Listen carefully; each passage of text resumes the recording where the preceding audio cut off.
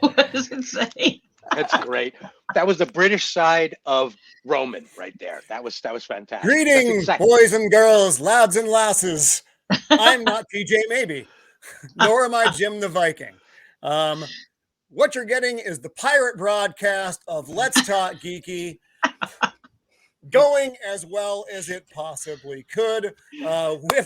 With me today, of course, Mr. AWK, our representative in the UK, along with Wendology, also in the UK, and the other American on the panel, my good friend Stephen Ransom. Welcome all. Oh man, classic.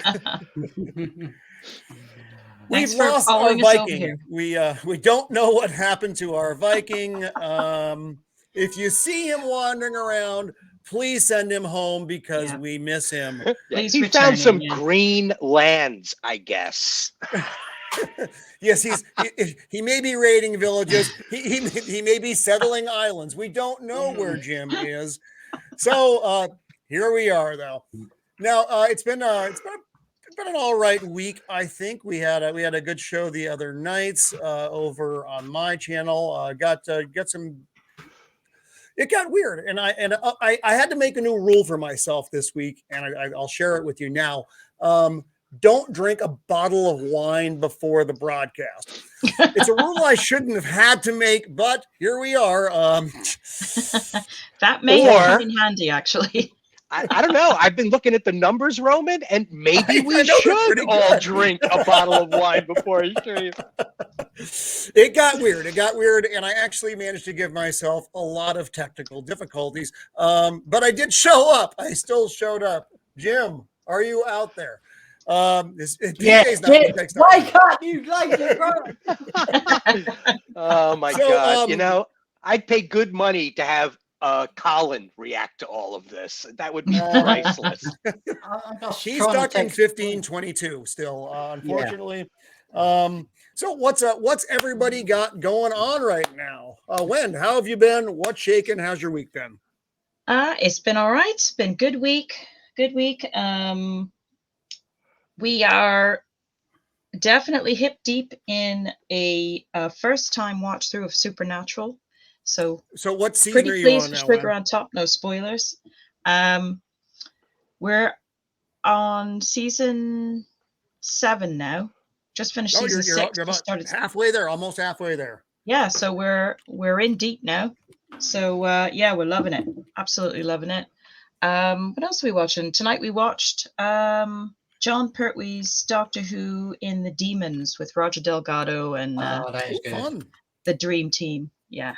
So that was really great. The classic Who. We'll probably get into Doctor Who in just a little bit. We talked quite a bit on Father Miller's channel yesterday. Stephen, how are you doing, buddy? I just want to say this chat, guys and gals, I am so happy. You guys just rolled with it, popped over here. We got everybody just came in. There's 10 live in the chat. Absolutely fantastic. That's when we so go awesome. pirate, we do it right, damn it. Just and our good friend Archer Colin just popped in straight from the year 1522. How are you, Colin? Colin, that's proof that you've got a TARDIS. What, did I offend him? Oh, Where is he? Oh, good. Here we He's go still again. tuning it in. Okay, he's well, it is what it is. So Stephen, you've been on like 27 broadcasts this week, like normal? And I've been under the weather on top of it too. So, there you go. So we finished our show, and then I saw it was like 3:00 in the morning. You were doing something. Oh dear God, he's back in 1522. No, just gone. He's doing the right thing. He stepped out. He's going to step back in as a reincarnation of himself. That's the way to do it on StreamYard. He's regenerating as we speak. Right. That's right. Mr. AWK, how have you been? How has your week been? It's been okay, especially going deaf in both ears thanks to bloody earwax, but never mind. But overall, we're just all gearing up for Tuesday, which is going to be such a laugh. And that's it. That's going to be fantastic. I'm really looking forward to that. Steven, I'm going to have to hit you up for the badges again because that's lost in my interweb. I had it and then I didn't have it for our show. We're going to be doing Alex, Mr. AWK, FFSI, which I have a hard time pronouncing, even when I'm sober. We're doing a special presentation on Tuesday, the Prisoner themed show. So that's going to be a hoot. Things have been weird over here. I mean, we had our elections this week. Yeah. Yeah. Hey, Roman, before we get into this whole thing, do you have the capability of reading a layered art file? Do you have something that reads Photoshop files? Because I can just send them all to you as a single. Oh, I don't know what word you're saying right now. Okay. So okay. I'll send them to you individual. No worries. I just you need the entire 13. Set of badges. I just need the 13. I need my badge. Oh, cool. Okay. Yeah, I mean, it's whatever the best way to do this. Yes, I am technologically impaired for the audience. If you have that question in your mind, the answer is correct. So we had our elections this week. We were hoping they were going to go better. They didn't go terrible. They didn't go as well as I was hoping they were going to go. Pennsylvania elected a Frankenstein. They elected a Frankenstein, which you don't normally see in modern politics. You don't normally get one of the universal monsters actually being elected to the Senate, but here we are. Hey, he's back. Colin, let's see if it works this time. Oh yeah, it's sounding good, buddy. Yeah, loud and clearly gungered in. So, Colin, how have you been? Computer's going. Oh God, how has your week been, Colin? Frustrating. I think the sound card or something may be going here because. Oh no, there's a trend here. There's a trend here. Well, that and the fact I'm trying to hear myself over the war zone that's going on outside. I thought fireworks night was last bloody week. Oh.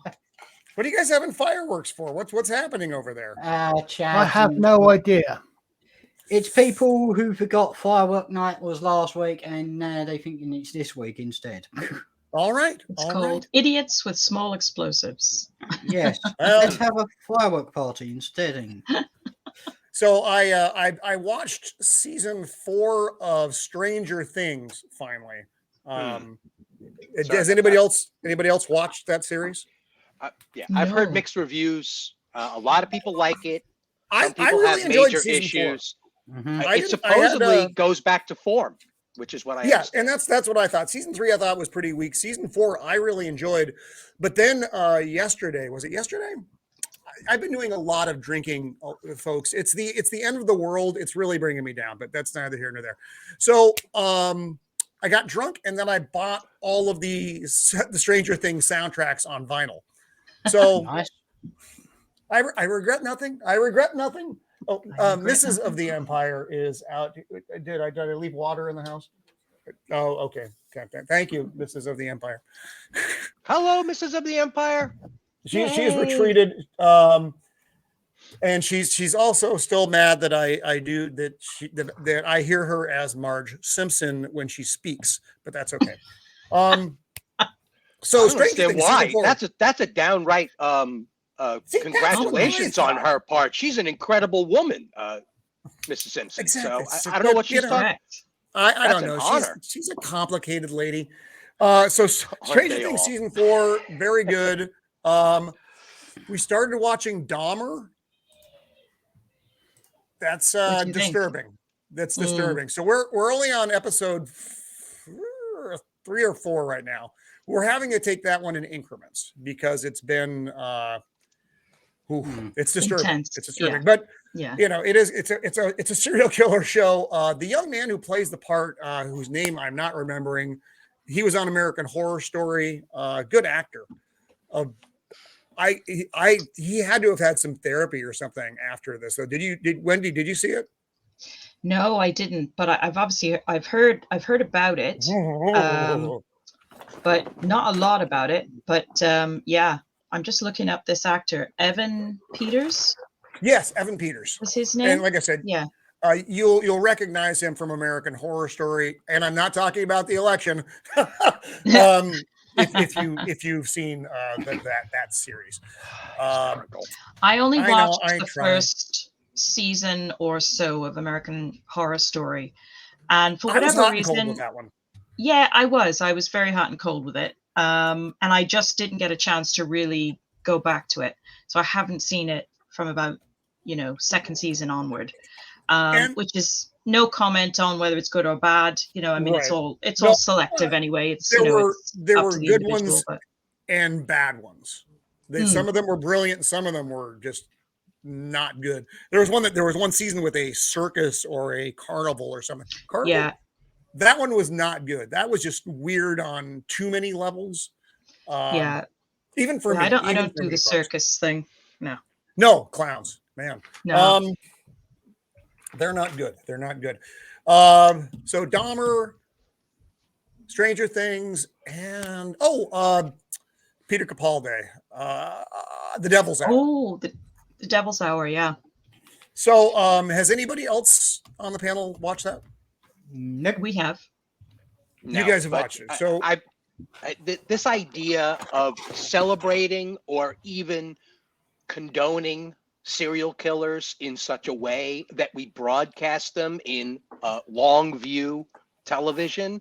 This all started with what's his Natural face born over there? killers. No, well, I guess it started there, but there was a television series that was going for a while. What was that one where he's a serial killer? the O.J. What was- Simpson trial. No. Oh, I see. Dexter. Dexter, that's it. Thank you. Thank Yes, you. How many yes. seasons did that thing run? And A lot. he was celebrated as a hero too. It's like, I'm sorry, Well, this weirdness of celebrating villains is so bizarre. Yeah, it kind of depends. Yeah, I totally hear you there, Stephen. It is interesting. I think they're very interesting characters. I mean, there's no getting I find them around it. fascinating. So yeah, they are quite fascinating characters, and I think it's a question of personal personal boundaries of what you feel comfortable watching. I agree. I think sort of glorifying an actual serial killer. I'm not really interested in seeing a fictionalized version of that. I got to be honest. However, like Silence of the Lambs, superb film in my opinion. I enjoyed that. I liked the creepiness of it, and Yes. I was really, really impressed with that film on a lot of levels. Yeah. But then I could watch another one and I could just be like, I don't want to see this. I don't want this in my head. Yeah. See, I think that was done correctly because nobody walks away from that film thinking that at the very, very best, he's an ambiguous terror in that movie, Silence of the Lamb. Nobody comes away from that celebrating or wanting to copycat him. Even he admits that he's a horrible monster. Yeah. I liked the series as well. Hannibal. I don't know if anybody watched that with Mads Mikkelsen. No, not seen it, but I loved it. Cool. I absolutely did. Wasn't there a brief show based on the Psycho original movie? No, that's. Oh, what are you talking about? It was Red Dragon? Bates Motel. About... I think it was called Bates Motel. It was a fairly contemporary series. No, there was. I never saw the Bates Motel series. I guess I Hannibal, yes. Bates Motel, no. Dahmer, I'm only just into. And Dahmer is obviously it's not glorifying him. He comes off as exactly what he was. I don't know that they needed to make I think it's a 6-part series about him though. But what they've done with him is the opposite of what they did with Ted Bundy, where they tried to, and I forget who played him. Oh. It was a newer Netflix version of it, but they kind of tried to normalize him too much. Yeah. And that was a big criticism. I mean, not just that I had, that a lot of people had of that series. And Dahmer, obviously, it's hard to, because he wasn't clever and articulate and good looking, and that Ted Bundy was all of those things, which made him such a the hidden monster. Dahmer was none of those things. So yeah. So The Devil's Hour, Peter Capaldi's in it. And I'm not going to spoil it for anyone who hasn't seen it. I thought it was interesting. I thought the premise was interesting of the show. Mhm. What I didn't like was the ending. The last 10 minutes of the show kind of ruined the show for me. Mm. So it Hey, was Cam Cam. again, and go ahead. I was just Hi, going to say, Cam hey, Cam Cam. Just popped in the chat. Oh. Sorry, Never Roman. mind. Sorry. Sorry Now to I'm break your confused and I don't remember what I was talking about. I may have peed myself. I don't know. Hey, Melvin. I'm off now. I'm off. She threw me. I know this feeling well. I do. I experience this daily, several times a day. So you're not alone. And so we got some more announcements this week as well. And Colin, we were talking about this a little bit yesterday on Father Miller's show. Russell T Davies is going to be doing 4 specials next year. 3 of them are going to be David Tennant's, and then the 4th looks like it's going to be Shooty going into the role. Now, I don't know if he's going to be at the end of the 4th episode or earlier, but and we were talking about kind of expectations for Doctor Who this go around. I hate myself for this, but I'm excited about it, and I wish I wasn't because I know I'm going to take a kick to the junk later on this. But right now, I'm still excited. I'm excited we're going to get 4 specials next year, and that David Tennant is going to be there, and Russell T Davies is doing it. I know, but I know the BBC is going to pull the rug out of me or pull the football out before I kick it. We're the same. We're going with hopefulness, as much positivity as we can possibly find again after the debacle.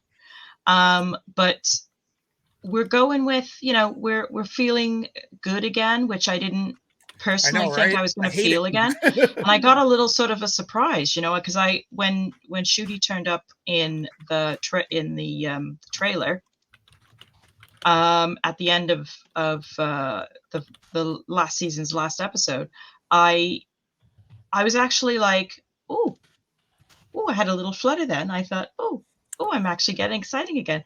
I didn't think that was possible again because I had just, nothing to do with classic Who, because that will never leave. That will just never ever leave. There's a definite divide for me in watching the show between classic and modern. Yeah, definitely. I've decided. Go ahead. I've decided I'm going to call it Schrodinger's Doctor Who. We won't know until we open the box. You're right. It's both awesome and horrible at the same time. Yeah, Schrodinger's Who. I like it. Yeah, that's called Pandora's transitioning box. I think that's what we're going to be experiencing. I like that. Oh God, are you going to tell me are you transitioning to Pandora's sexual then?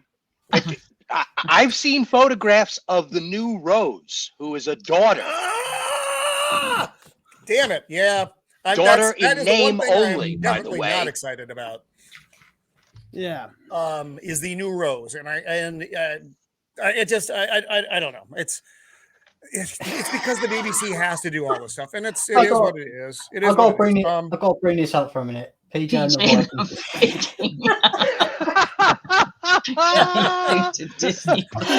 Viking.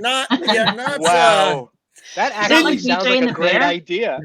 In the tradition of baking, what's it? Baking. What's one in the what's in the brain? Baking in the Baking in the brain, and Cagney and Lacey represent PJ and the Viking. That's right. and Jim says, "What are we doing today, PJ?" Training as always, Jim. Conquer the world.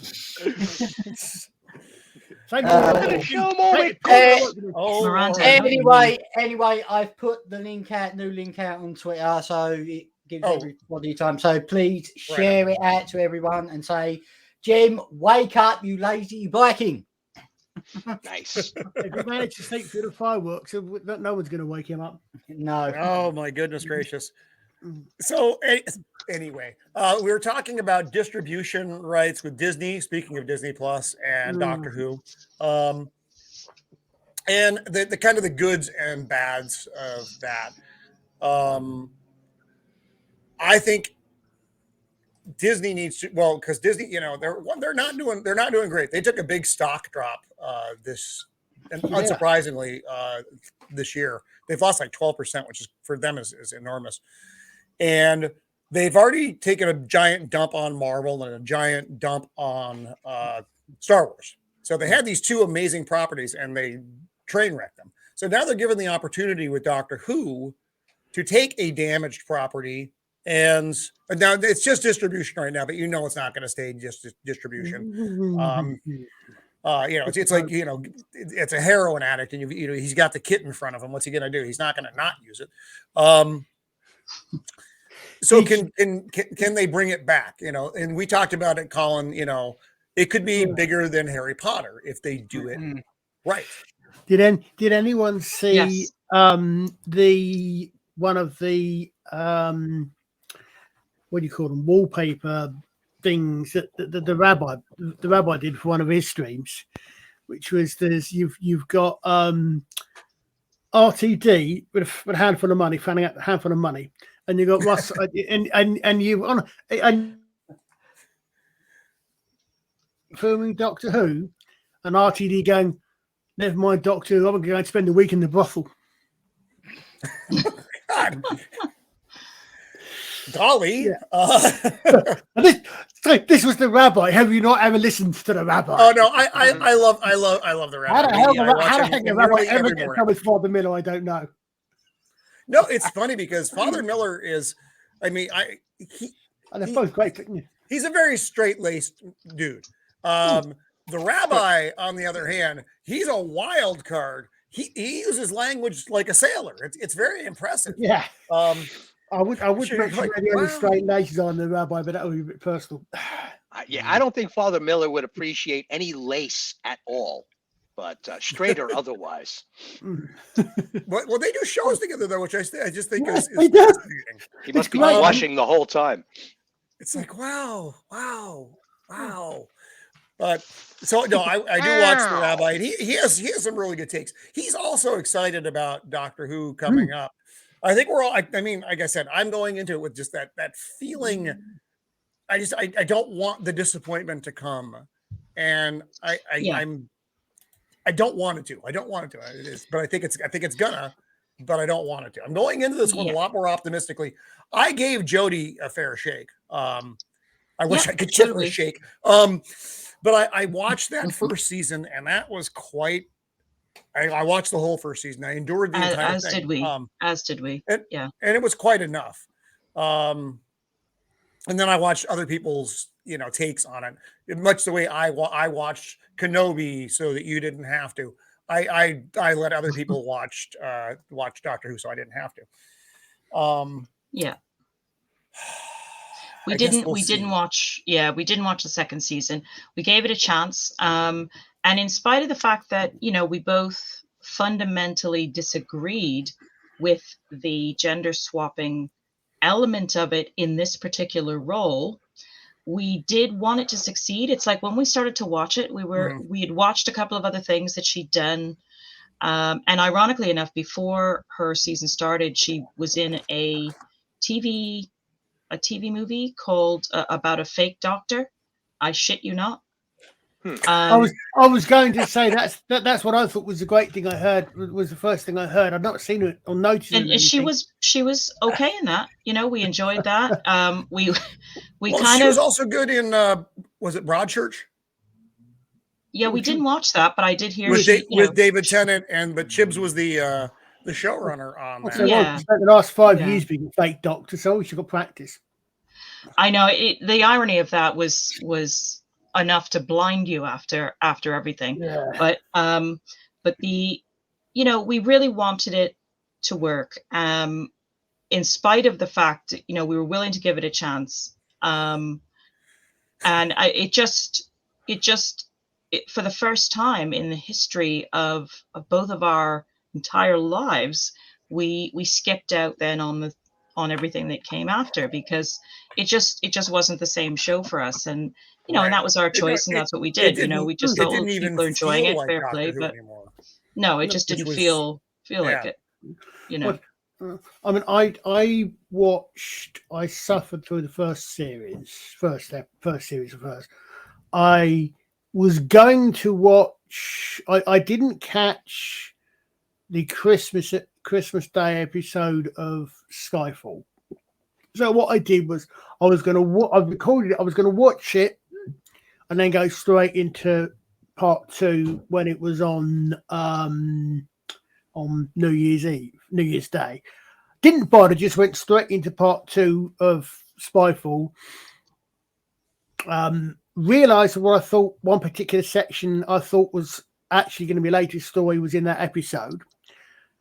And spent the rest of the day thinking, please, even the BBC, don't go where you might go with this. Please don't go with this. And they didn't. I didn't see that episode, so I didn't even read about that one. No, because there was reason I'd seen that they had a character coming in there, and I knew this character's story, and I knew where she ended up. And given how that ended, Rosa showing what happened to Rosa Parks, which that bit fine, no problem. Let's just say that what people complaining about she might have left the master in for did happen to this lady. And all they could do was make the fact, oh, you're the first Muslim. I don't give a damn. But I said, I ended up finishing that episode thinking, thank God they didn't go where I thought they were going to go with that and didn't bother anymore. So, yeah, it's... But we did give it a chance. I mean, and that's the thing. I didn't go into Doctor Who with Jodie and Chibs wanting to hate it. I gave it a go, and I think we all did the same thing. And then we're like, "Ooh, yikes! What did I step in?" I did watch the series finale though, because I wanted to see that, and there were actually a lot of aspects about the season or the series, season finale, her finale. I wish it was her finale. That I thought were good. I liked the old Doctors being brought back. I bought all the nostalgia bait, and I actually enjoyed all that stuff. And I know that's exactly what it was, but I thought it was fun seeing. And that's okay. That's okay. We watched the final. And, we did watch the season finale. I've managed to resist so far, but I'm getting a feeling I might actually have to watch part of it. I mean, it's. I mean, as far as moving forward, it's obviously it's irrelevant, and I think what Russell T Davies and the BBC are going to try to do is just. It's like the weird uncle in your family you don't talk about. I think that's what the Jodie era is going to be. You're just not going to talk about it. It's like, let's keep that and hidden away. It will be interesting in 10 years' time to sort of look back and kind of see, and just get that general feel for how bad it really was. Yeah, and no, and because even series 10, season 10 with Capaldi, which was terrible, was far more palatable than anything during the Chibnall Whittaker era. Yeah, well, it was elevated by Peter Capaldi, wasn't it? Yes, he made the show better. I did not like Bill as a companion. I thought she was dreadful. But there were still good. There were good elements in the season, like I said. And Capaldi is always good. He's good in the Devil's Hour, but I didn't dig the Devil's Hour because of the other stuff. The pacing of the Devil's Hour was also something I had a big problem with. So I see in the chat here, Melvin Deeply's talking about tomorrow's episode of The Walking Dead is the finale. That's going to be the end of the show. I wasn't aware that was even still going. Oh my God. I never thought watched it. We'd get there. I stopped, not intentionally per se, but I stopped watching right about the time that Samantha Morton's character was sort of about to be taken out. And that was because they put the show on a different network, like it had different access, and then we ended up being a whole year behind. because Oh, we yeah. didn't have that subscription service, and it kind of took me out. Which bothers me a lot, and I hope eventually to feel like going back and finishing watching it, because they were I, family. Those I characters think were I'm I family. think I'd I'm watch going that show. to we stopped at season 8. We intentionally stopped at season 8 though. Hmm. Season 7 is when Negan came on board. And the tone of the show shifted because it's a dark show anyway. Duh. Hmm. Hmm. But you always had that little bit of hope to keep you going. Yeah. And I felt when they introduced Negan and the Saviors, his little group, and Mm. you just kept getting kicked in the teeth episode after episode, and it Yeah. became hard to watch. Bloody hell. So once I felt the end of season 8, they actually reached a point where they could have ended the show very well, and you have that hope for the future kind of thing, and it would have been good. And now they've dragged it on for another 3 seasons. Yeah. I mean, I don't know. I'm gonna. It's. I have Netflix again. So Mhm. and the episodes are available on there. So I will probably watch seasons 9 and 10, and then eventually season 11 when it wanders over, just so I can have that closure. Yeah. How Yeah. many That's seasons kind of. were there of this thing? It's season 11 is on now, and that's the last. So that's Last almost supernatural levels.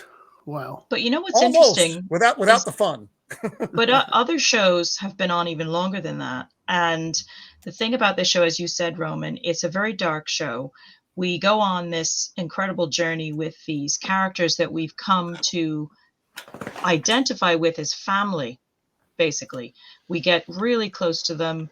We experience things vicariously that they're going through. We feel like we've been through something really, really intense with those characters. And it started to get to the stage for us too that it was like, you know what? I would prefer that they end it, and rather than keep Mhm. on flogging it to the point where it just jumps the shark and it's just tedious, because I have too much respect for these characters. I don't want to see Right. them, just completely uh overused, to that degree, because it takes the, it wears your patience a bit thin. um and again, it's a hard show to watch because Mhm. it's and to be honest, it's becoming less and less like a fantasy show and more like a reality show.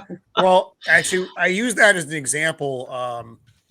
Given the current state of things, not just here but kind of globally, uh, we talk about like that when society collapses, it'll The Walking Dead, get rid of the zombies, you have a pretty good I think template of what it's going to look like.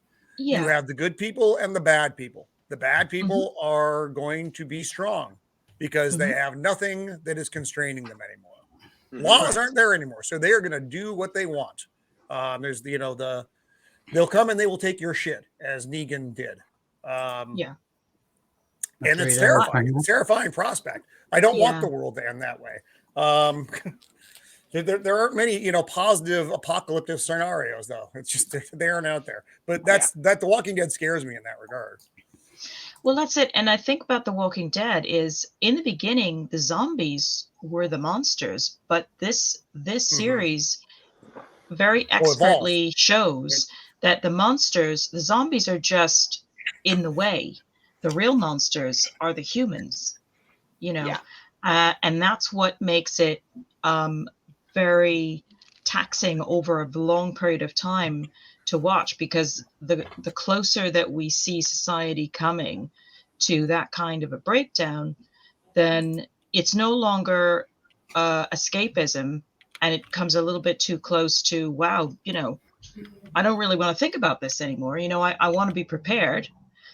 Which is another positive I love about this show, about The Walking Dead, is that it it really, you watch these characters learn how to survive, and it is very educational in that regard, in that it teaches you, not to, take things for granted if you're paying attention. It teaches you to, really learn what's important and how to look after yourself. And it's not something that we want to think about very often, but at the same time, it's been great for that element as well. It was expertly told, but as you said, as the show's gone on, I liked. I'm a big fan of the Negan character, but that's down to, it's not the character's traits that I'm a fan of.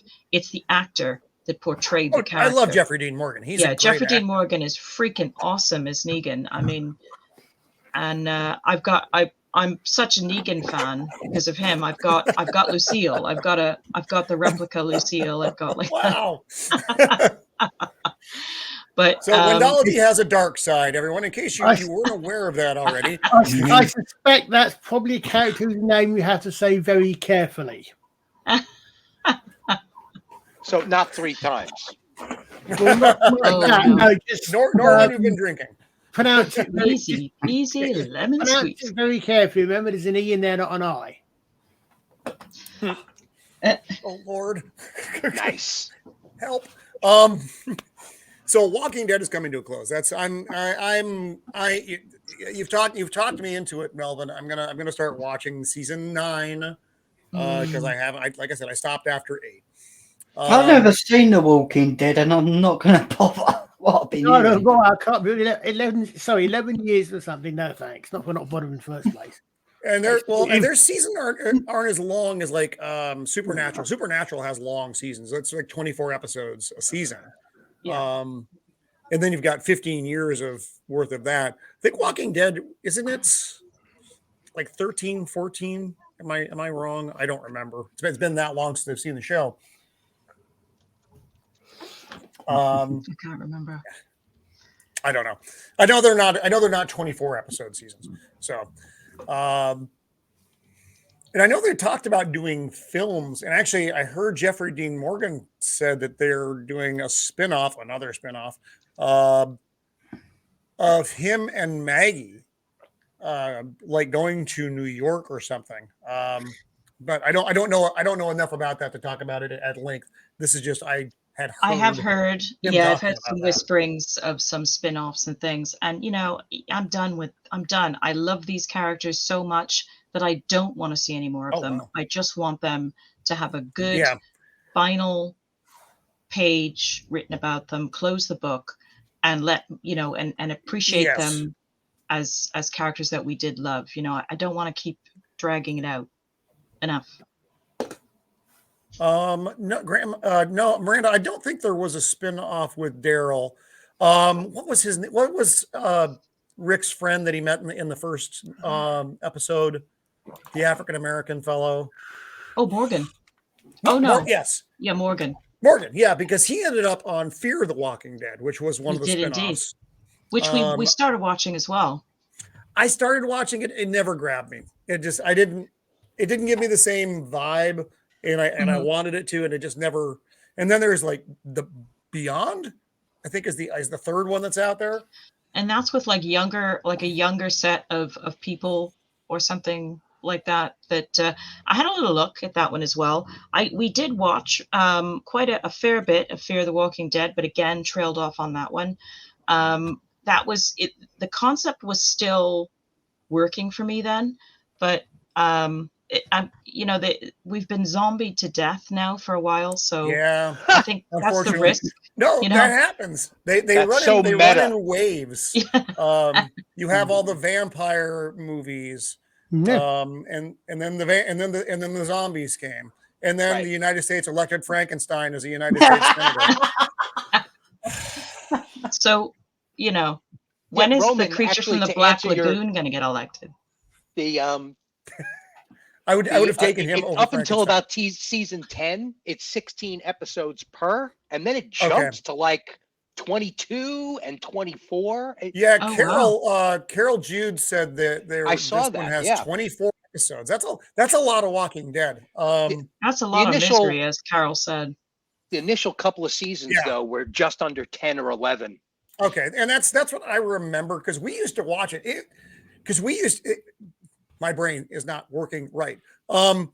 Back in the day, we would get, for whatever reason, the East Coast feed, so we could watch Walking Dead at like 6 o'clock. And then Talking Dead would come on after, and that was always so much fun. And then, depending on how good the episode was, we would watch it again at 9 o'clock. And we would, like, every Sunday, it was an event in our house. We had the kids had their friends over. I had friends over. We'd make a big meal. And it was like watching the football game, because we hate football, American football, for our friends in the UK. We're not sports fanatics, but The Walking Dead, it was that level of fun. Oh yeah, it was serious. The Strain, Melvin Deeply's bringing up The Strain. That was a good show. That was, again, I don't, did anybody else see that one? No, I'm I think afraid, I've never heard of it, and I think I may have actually, I may possibly need to apologise to Miranda for that. I thought she missed the word out. Oh, I thought she missed out the word Andromeda, which I didn't. Oh no, different. No, This I've is never about heard vampires. of this one. That's No, I right. never Oh, heard no. of this one. So that does sound good. That does sound up, Yeah. like something I would Yeah, you definitely got, be interested in. I think it was 3 seasons. Am I right on that, Melvin? I think there were 3 seasons, and it was a fun show. It also had a very apocalyptic feel, but it was different. 46 episodes according to IMDb. 4 seasons, 46 episodes. Oh, of The Strain? Yeah, according to IMDb. Okay. And I buy that. I did see the finale, so I made it all the way through the show. What just happened? I think we've got a new person on. Who could it be? Do we have names? We are by the taking way, bets Alex? right now. Has someone actually broken up? Oh, It's Kelly. Hey! really? What? Hey. Trying to figure out how to use this. Hey. Yes, you can upload a nice little icon.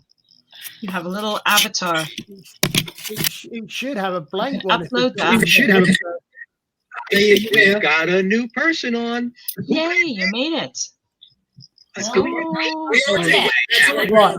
The first thing, Trying to Kelly, mute your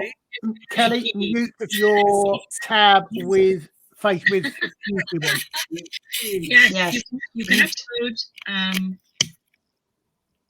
There we go. Hallelujah. There you go. Please excuse me. Well, Yes, no problem. No, we're getting, congratulations on being the free country of Florida. yes. Everybody's coming to Florida.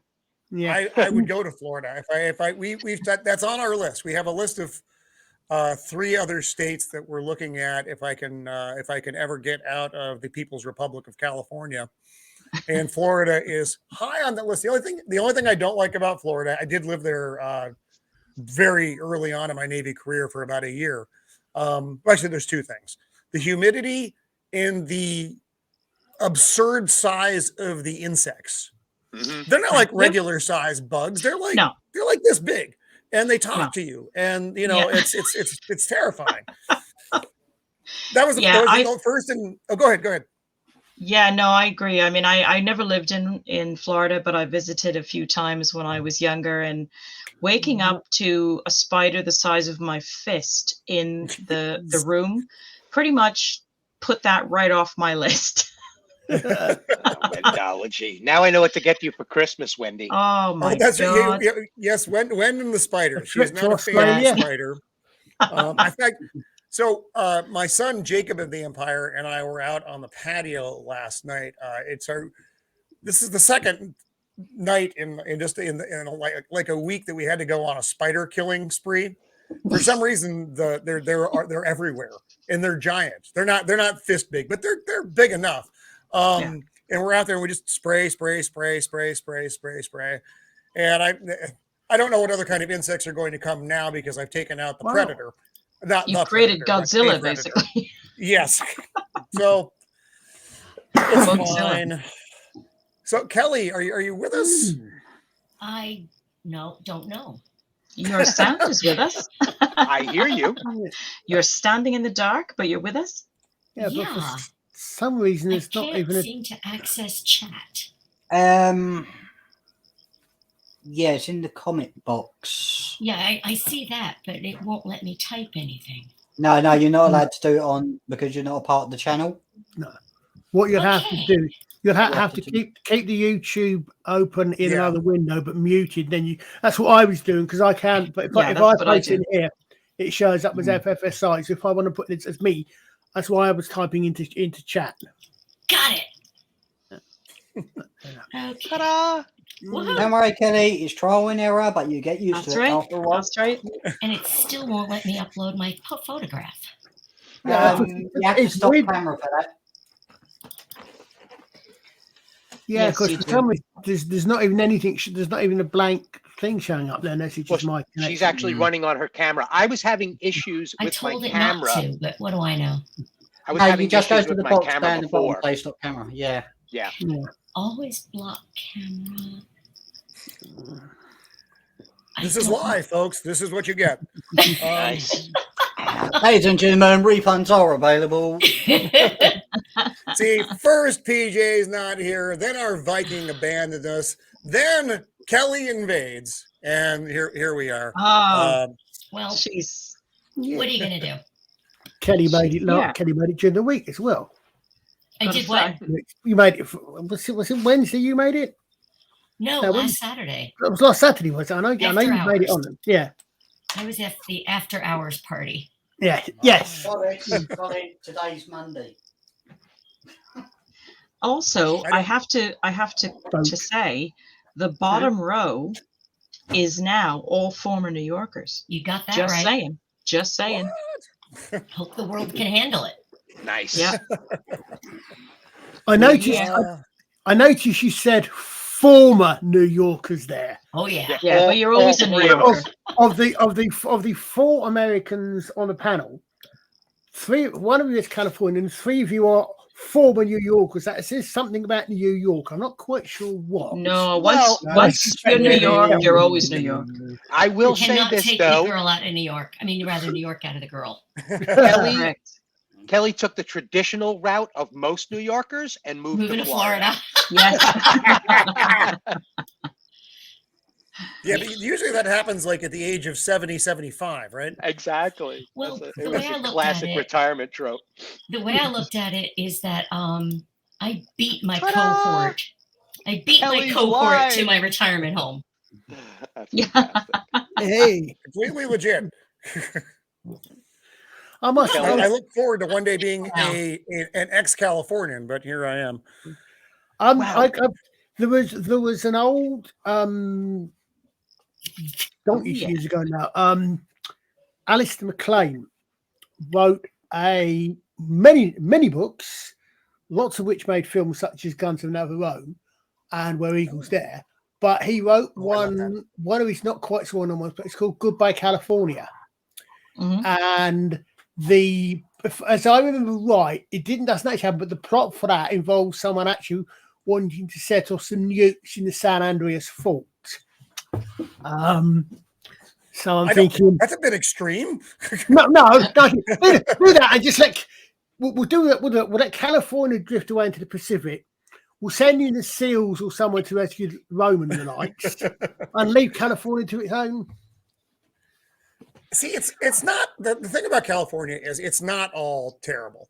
Yeah. You have It's San Francisco, which is a nightmare now. Unfortunately, Stephen lives in the other, the other not.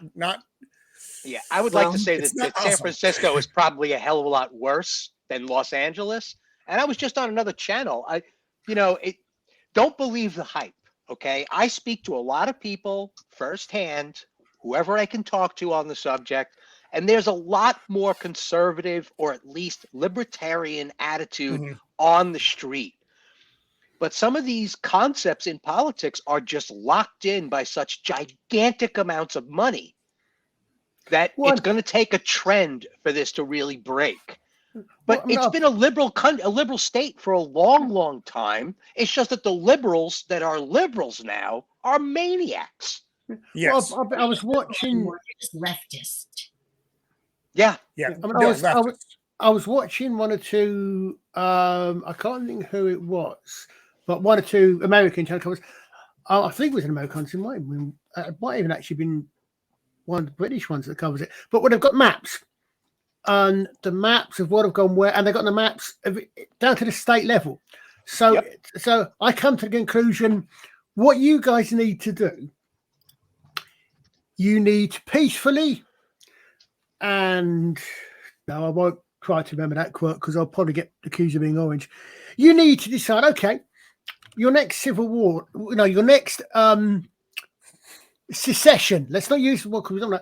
Basically, it's quite simple. What you need to have is you need to have your cities are one set of states, and everywhere else outside that is other sets of states. Because all the maps I saw, the cities all seem to be blue, and everywhere outside the cities nearly all seem to be I was red. noticing that in Georgia and in Arizona. That seems to be the case. It's really all the crazy. ones I was seeing, which struck me as, I have to admit, when I first heard about your electoral college system, I thought, well, hold on a minute.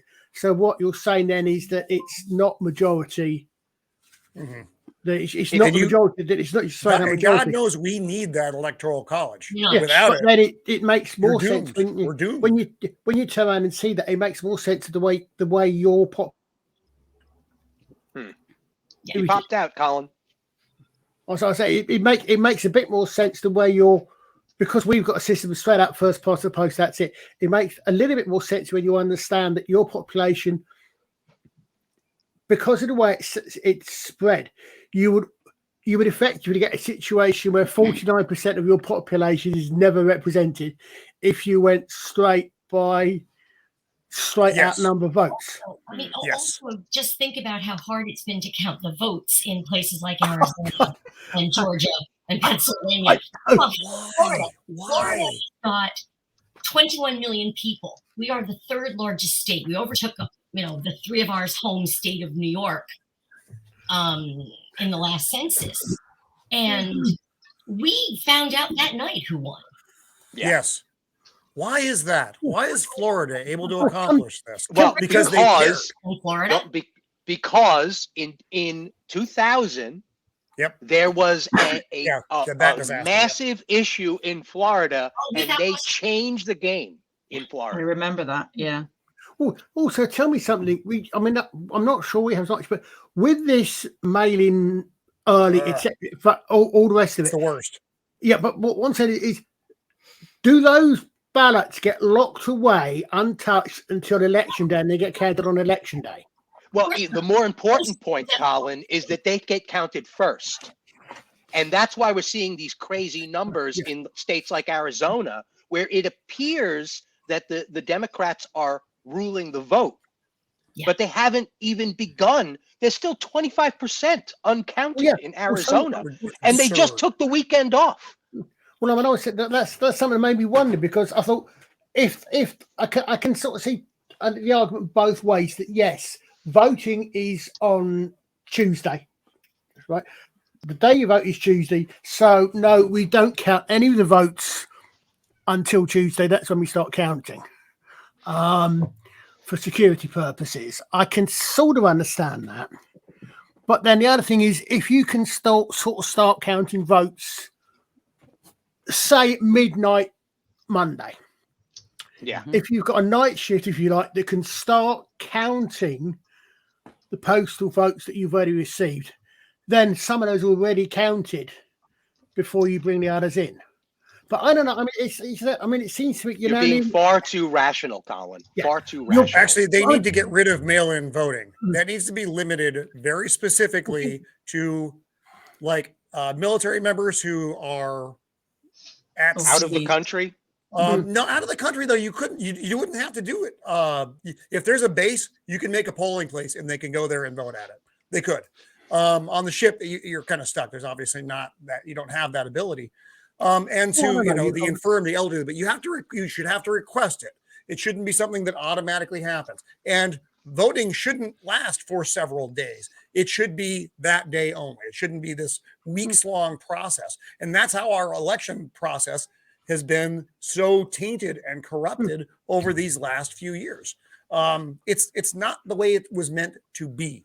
And it gives a definite advantage to one side over the other, Yeah. because one side really likes to fiddle with the numbers, shall we say. Well, the other thing that got me is that when they said that again, I think in Arizona in particular, that there was a lot of votes that were quote postal, I think was it, that actually were the people actually filled it and then came in and dropped them in, suggesting that they don't actually trust the postal system. Yeah. Which is also sort of another sort of Melvin, I don't know, mate. I mean, looking at the way things are going in this country, I'm not sure how much difference it makes. I mean, is it a case of, you know, you vote in and then they do what they can? The thing is that strikes me also is that we've got a linguistics problem. There is not one country in the world today that I'm aware of that is a democracy. In my lifetime, we have had 2 democratic votes in the United Kingdom. They were called referendum. We don't vote for our laws, we vote for our lawmakers. And I believe the technical political term for that is an elective oligarchy, in that we vote for the people that make the laws, but we don't actually vote for the laws. Do you know where the phrase roping someone in on red lining came from? No, I've never heard the expression. Yeah, me neither.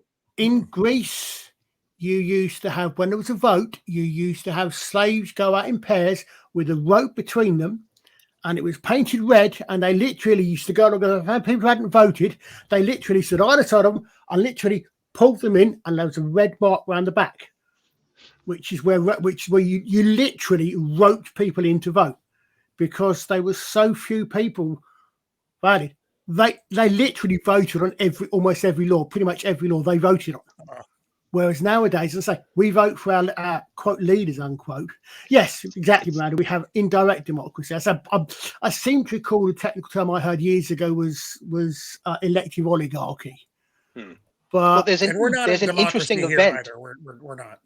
There's an interesting event that occurred in Pennsylvania where the population voted in a person that quite literally is no longer with us. Yeah. And what that basically proves is that nobody's actually looking anymore. They see color. That was because of early voting, and I don't know why his name was still there, but it doesn't matter. That was early voting issues, though. That's how the dead guy got elected. He died in a car crash. Very recently, but. Odd you should say that, but I know of. I'm trying to see who mentioned it earlier on, because my brain is completely switched off already. But a lot of what I know, a lot of what I think I know, and I'll be honest about this, or until recently, about the American voting system comes from 2 sources. The bad comes from First Lensman, and the relatively good about the voting and your politics, your system, comes from the West Wing. And on 2 occasions in the West Wing, they had storylines where somebody was voted in dead. Well, they had one where I think it was a congressman died before the ballot, but because of the system, they couldn't actually change it, and he actually won. And the other one they had was that one of the main characters was elected vice president, but because the actor passed away during filming, they actually had his character die off. And in fact, they actually changed. Originally, they were supposed to lose the election. Originally, Jimmy Smits was supposed to lose the election and not become president, Bail Organa. But when John Spencer passed away, apparently they rewrote it. But they had that again, similar situation where the vice president elect died, and that caused a bit of an interest. See it happening again. How much of that did you lose? I just said the last couple of words. Yeah, there was a real world situation that occurred, and I only heard this passing secondhand. Yeah. But the Attorney General under George W. Bush lost his local election to a dead man.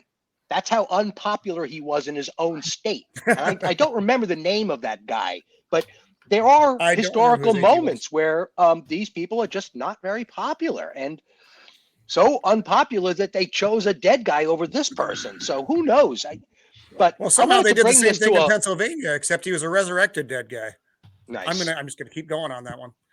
So, to be honest, though, thinking about it, you say that, but what happens?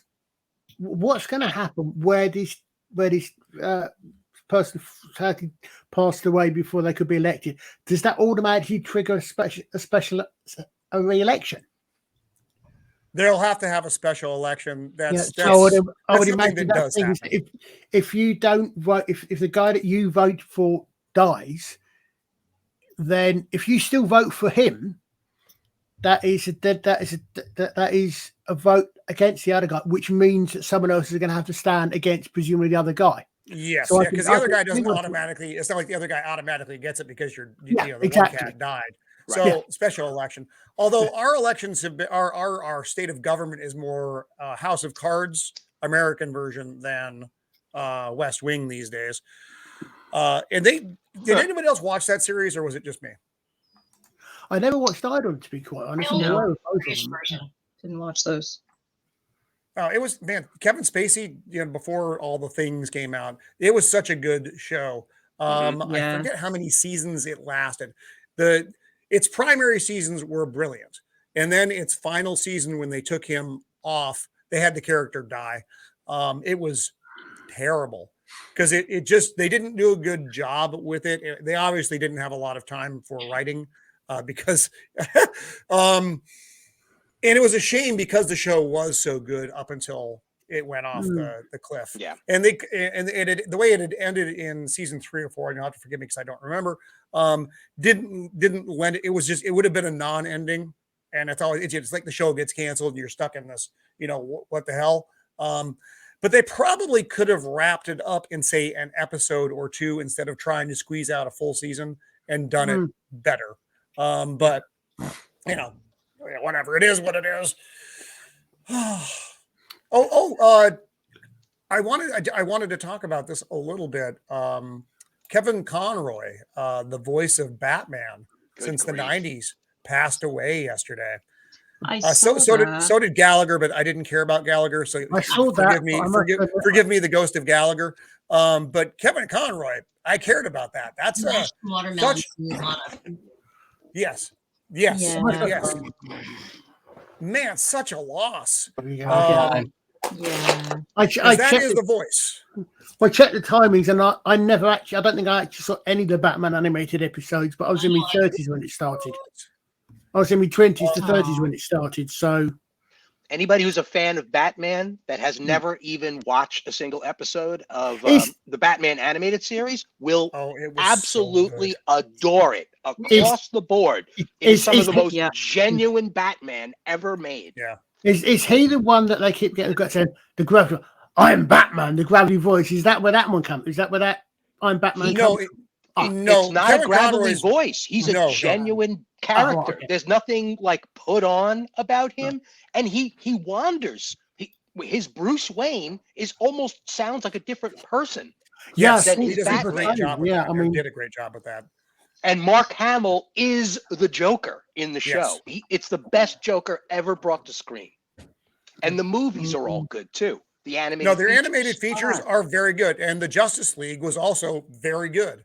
And there's a spin-off series called Batman Beyond, which was extremely well executed as well. I've heard of a lot of these, but I don't know. So good.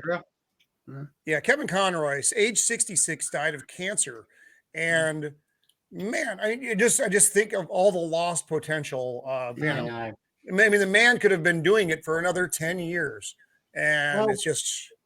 Well, I'm going to say, sorry, Steve. What I was going to say. No, go ahead, Alec. Conroy, he may be gone, but his voice will still live on forever. Absolutely. Yeah. Yes. He was born November the 30th. So he was just a few weeks away from turning 67. And somebody brought up this crazy, ironic point that his age is the same year that that the Batman live action TV series came out. It just seems like a weird, interesting earmark of coincidence. I'm a believer in some forms of coincidence, not all of them, but that's an odd one. That seems to be a bit of an odd one, because we remember Batman in two forms: the original '67 and the animated series. Both of them long running, both of them iconic.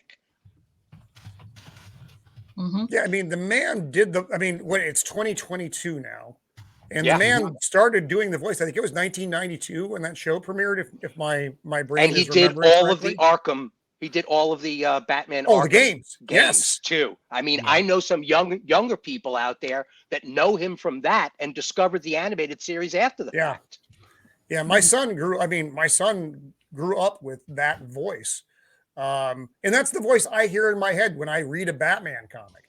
That is instantly where it goes, is Kevin Conroy's voice. And don't forget I'm very sad by this, by his loss. Whose channel is this we're occupying right now? There's something I wanted to bring up that's been that's kind of getting my eyeballs going crazy. Kelly, Yes. when I originally saw your avatar, your button there, I thought it was a Snoopy pillow. Yeah, I thought it was. Yeah, and me. But it's not a Snoopy pillow. It's a pillow with a doggy on top that ironically looks like Snoopy's head. It's so crazy. Okay. Yeah. Okay. Do you know it is? It's like pattern recognition. When you see it at a smaller size, it does look like Snoopy. That's so funny. That's funny. I know. Yeah, adorable. I remember you talking about him. Oh, bless him. Her name was Lucy. Lucy. And she was a toy fox terrier that we unofficially rescued.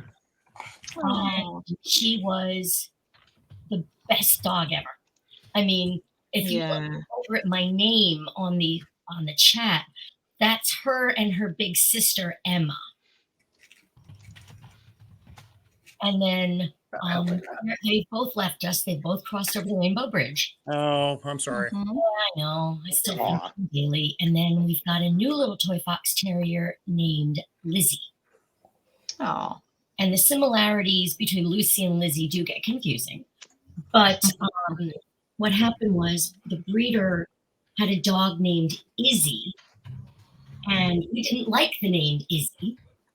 But she was 9 months old and didn't want to confuse her by changing her name. So we called her Lizzie. And she's wonderful too, but Lucy still holds a place in my heart. Adorable. Oh, they always do. They all do. Oh, yes. Oh, without question. I mean, there's dogs the dog I grew up with, her name was Tina, and I still dream about her. She was awesome. She helped raise us. That's what my mother tells me. Yeah. Oh, they do. They do. She was a border collie, so she almost literally helped raise us. Oh yeah. They like to organize and round things up. Oh yeah, she would have my brother by the cuff of his jeans and just walk around the house. She was bigger than he was for a few years, so yeah. Well, my late mother used to say that when my sister and I were kids, our dog Trixie, she reckoned she could tell when we were coming down with something. Oh, she could sense if we were going to be sick or something. Yeah. And I know if we used to play fight with Dad, she always used to come in and fight Dad off for us. Well, dogs now, there's dogs who are being used to sniff out cancer. Yeah. Yep. There's dogs being used to, believe it or not, sniff out COVID. Their senses are so highly developed. Oh, it's incredible. I mean, there's dog people who have diabetes have dogs so that the dogs can let them know when it's time to take their insulin. Yeah. I remember. It's unbelievable what they can do. Well, I remember. I mean, as someone who is anosmic, so I have no idea. I have absolutely no reference whatsoever to the word sense of smell. Really? Yes, but I remember being told that a dog's, or reading something, that a dog's sense of smell is something like 40 times as good as a humans, and I think Now, something it's- along the lines of if you count the if you laid out the area of the nose given to smell or something like this, in a human being it would be a handkerchief, in a dog it would be a bed sheet.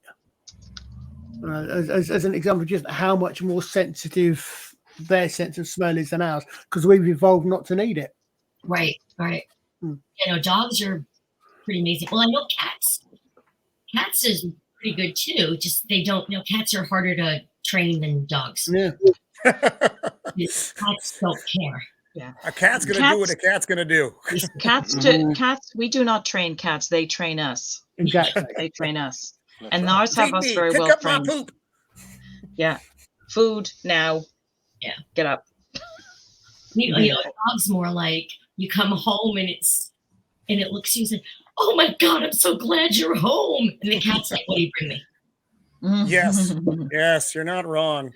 Ours actually come running down the corridor when we come in. If we've been out, particularly if we've been out, they all come running down like little doggies. They come down, they look in, stick. One cat sticks his head in all the bags, all the shopping bags. Gotta go look and see what's in the bag. Anything for me? Nice. I will note in fairness towards cats that one of the reasons that I understood historically why the Egyptians worshipped the cat was because they always clean up after themselves. They clean themselves. Mm-hmm. They dispose of their stuff. They put it off in another place. They buried it in the ground. There was something just clean about them. It's kind of like what Lawrence says in Lawrence of Arabia. He's like, when asked about the desert, he's like, why do you like the desert? He says it's very clean. There's no mud, there's no moisture, there's no fungus, nothing. It's very dry and clean. So That's an interesting concept. Yeah. Well, cats are clean, but they also like the sound of things breaking. So yes, they're mischievous, as we found out. But well, like Loki. Loki's very clean, but he likes to destroy things. It's fun. It's fun. So everybody's Loki is a looking forward to cat, Loki season 2, right? and That's Thor a is a great name dog. for that's a great name for a cat, Loki. Yeah. Mhm. Love it. It's funny you should say that. One of my friends in my reenactment group has got a new dog, and that's called Loki. Nice. Brilliant. Uh, It is. A we're cool name. actually bouncing around potential dog names for somewhere in the distant future when we should acquire another. It's still way too soon for us to do that. Yeah. The Totally Misses get of that. the Empire still likes to look at golden retriever and lab sites. She's like, oh, look at this one. He's so cute. I'm like, honey, you told me we're not allowed to get one. She's like, I know, but I just like the look. Hey, shopping. now you're channeling Marge Simpson when you're talking about. I know. No, that's what Mrs. of the Empire sounds like. If we get the boy dog, what the hell was Lord of the Rings? Help, Frodo? dear God, no, the man, Boromir. Boromir. If Boromir's it's a good we're one. looking at that, maybe, and then if the boy dog and if it's a girl dog, Rosie. Galadriel? No, that's we like Rosie. We like the Hobbit. Like our golden retriever who passed a couple of years back, his name was Strider. And then our last dog was named after the author Flannery O'Connor, so her name was Flannery. But we're going to get back to the Lord of the Rings theme. We had our temporary golden retriever. I say temporary because he was an asshole and he kept attacking our chocolate labs, which is weird. But anyway, so he had to go live his best life in Arizona. But we named him Doctor after for Doctor Who. So it's a theme. What about Pippin? Pippin is good. Pippin. Mr. the Empire also likes Gimli. She thinks that's a fun name. Oh yeah. But he'd have to be short. Gimli would be good for an Irish setter because the coloring. Beard. Hey, I wanted to bring this up in the chat. Jacob Ironside just brought up that there was an air show just recently where two World War II aircraft collided in midair. One was a B-17. Oh my goodness gracious. God. That must have been just a total disaster.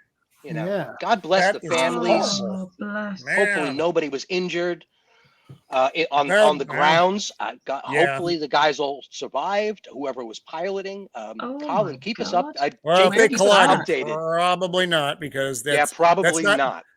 that's not something went wrong with the aircraft and you have time to ditch it and jump. Right. That's very upsetting. That's very upsetting. Where was that air show? In Texas, he was saying. Oh, Man. The only thing is, I would think the thing is, it was in a. I don't You're know. You're bumped, not. Cal. Don't know, we don't know what the other plane was, but I would imagine that you probably only got pilot and co-pilot or flight deck crew on the bomber rather than a full. Right. The second aircraft was probably a fighter style, so a single pilot or maybe two, but I don't know. Keep us just updated, looking on please. the That's CNN terrible. website now. That is unfortunate. It was You know, if you with a dog like named Boromir, you know, one does not simply just replace a dog. No, hold on. It's actually, that's very, very true. You- And because, you like I got- said, go ahead, Colin. Okay, you got to go one further than that one, of course. I just remember that when you of course. No, if you call him Boromir, he'll never make it out alive out of any series. I'm not naming him Sean Bean. Come on. Sean Bean, come here. If you're going to name him after Sean Bean character, name him Sharp. At least Sharp is still alive. He has made a career out of epic death scenes, I swear. Like everything from James Bond to Lord of the Rings. And he's such a good actor. I mean, I know. He's He just called him Kenny. Nice thing about Sean Bean, though, is he is in a lot of stuff, which is great. Unlike, like, say, Jeffrey Dean Morgan, we were talking about him a little bit earlier. I think he's a horribly underutilized actor. He is. He's in almost nothing. Oh my fucking sorry. That's just me knocking over one of the many computers in the of the Empire Studios, kids. Fantastic. Sorry. So, Jeffrey Dean, I talk with my hands. That's the other problem. I'm amazed I don't knock more things over. That's right. Italian of the Empire. It's what we do. It's what we do. So he had the run on Walking Dead, of course, and he's been there for a long time now. And he was on Supernatural for a little bit. Yeah. Speaking of, I'm going to sidetrack myself because I'm going to forget what I was talking about. But they have that Supernatural spinoff coming out soon. Mm-hmm. It's going to be about the Winchesters. The parents. I don't know how I feel about it. I don't think I feel very good about it. Are they also supposed to be doing a prequel to Walker, a character who in the reboot is played by one of the Winchesters?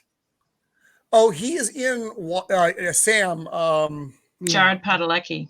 Is in Walker. I can never remember which is which, but I was going to say because I had to read that. And I've not watched any of those. I didn't have an interest in that show, so I didn't watch it. No, I'm just thinking. But Sam. What's the other actor's name? Jensen Ackles. Thank you. I'm a little bit upset, maybe. I appreciate the assistance because I don't have room up here anymore. Was in season 3 of The Boys as Soldier Boy. That's right. Man, yeah, he was great. He made the season for me. I like The Boys anyway, and yes, there is a lot of peppering of woke stuff, but it's still a really enjoyable show to watch. They haven't soured it to the point where it's unwatchable, like nearly anything Marvel. You all went out to see Black Panther this weekend, right? No, I'm not a racist. That's right. You were instructed not to go see the movie this weekend. I'm showing my support for my black brothers by not going to see the film. I'm not going because, yes, I'm going to be showing it so much I'm not going to go and see it at all. That is one of the dumbest things anybody has racist. Ever said to potential audience members. Don't go this weekend because if you do, you're racist. All right, fine. I'm not going at all. So there, I've made myself safe from racism in November. That and the fact that I've actually seen several sets of reviews over the weekend, and all of them have been exactly the same. Not good. Not good. And to me, that's a film. I know we've jumped like 7 topics here. that's a film that shouldn't have been made. It didn't really need to be made. There wasn't a lot of point to it, other than you wanted to get, Chadwick died. That's very tragic. You could have let that lie for a lot longer than shoving this movie out, doing a really half-assed memorial part of the film, and then jumping into chaos so you can throw a girl boss in the suit, and now you get also Riri Williams as Ironheart, another character no one cares about. Has anybody actually read back to 1522, my friends? The reason being, and I haven't read most of the comics for 20-30 years. I read some bits, but I have the impression in my head that the character of Riri Williams is a young teenager. Yes. 13 to 14. Yeah, she's young. I don't know exactly, but yeah, she's a teenager. Which is why I made my comment about, okay, so Black Panther Wakanda Forever, the film that advertises kidnapping young girls and transport human trafficking young black girls halfway across the planet. But in some one review, I saw I think they were quoting from a paper, said the character was 19 in the film. Oh, I don't know the answer, and I probably won't know the answer because unfortunately, this being Hollywood, this being Hollywood woke suggests to me that they've aged her up quite possibly for a reason. Now, I wonder what the difference is between a 16-year-old and a 13-year-old female. Can't think of anything myself. Again, the big deal with this is I literally just she's going to have her own series on Disney Plus, and I also don't care. I don't care. I'm not even going to hate watch that one. I care so little about this character. I can't even bring myself to hate watch. Same thing with Marvels.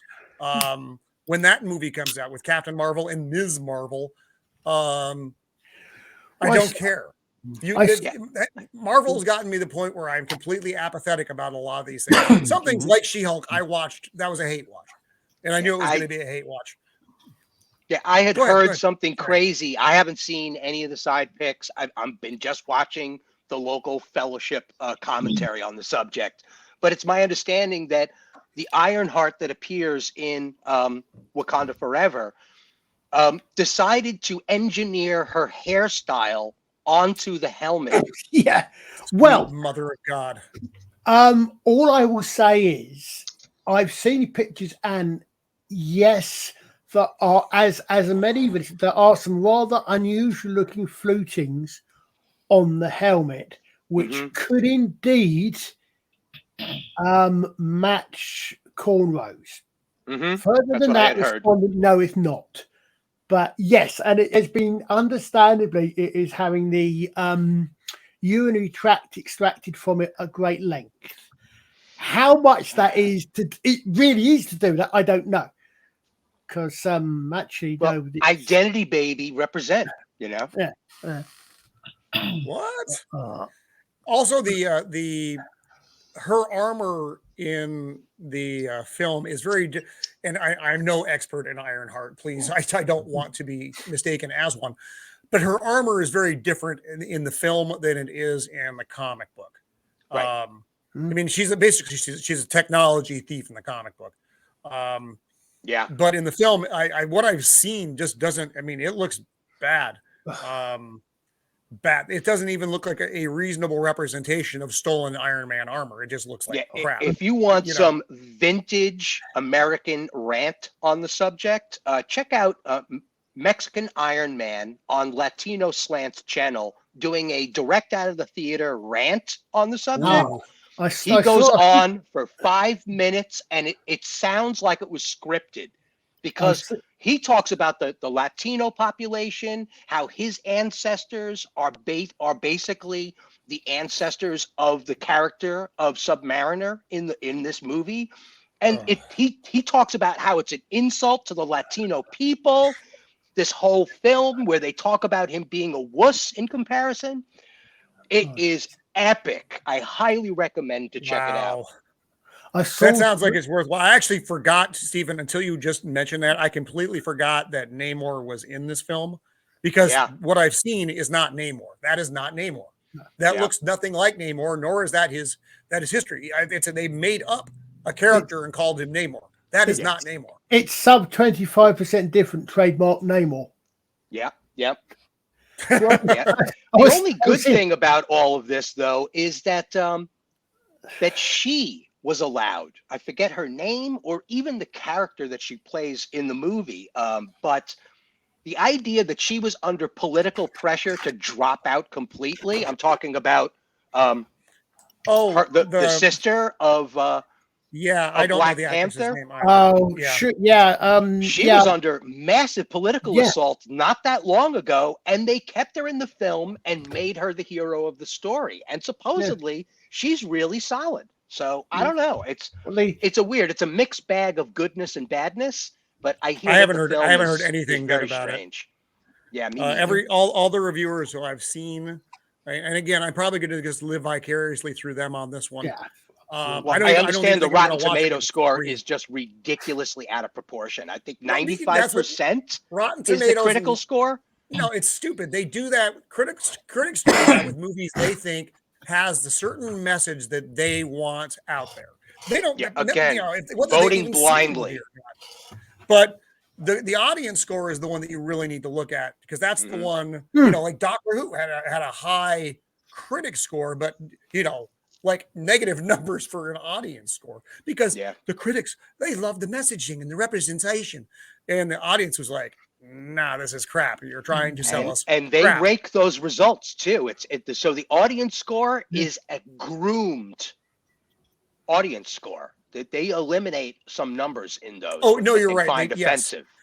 Captain Marvel. We can go back to Captain Marvel. That's where Rotten Tomatoes lost all credibility, because they scrubbed the shit out of Captain Marvel. And they'll do it again. And they actually changed their entire system because of that movie, because it met with such negative reaction from the fans, the people who you're supposed to be making these movies for. Yeah. Well, I was watching, the last one I watched this afternoon was Dave Cullen did a good, and he was saying that actually some of the bits are actually quite respectful for, quite good and quite respectful of Chadwick Boseman, may God rest him.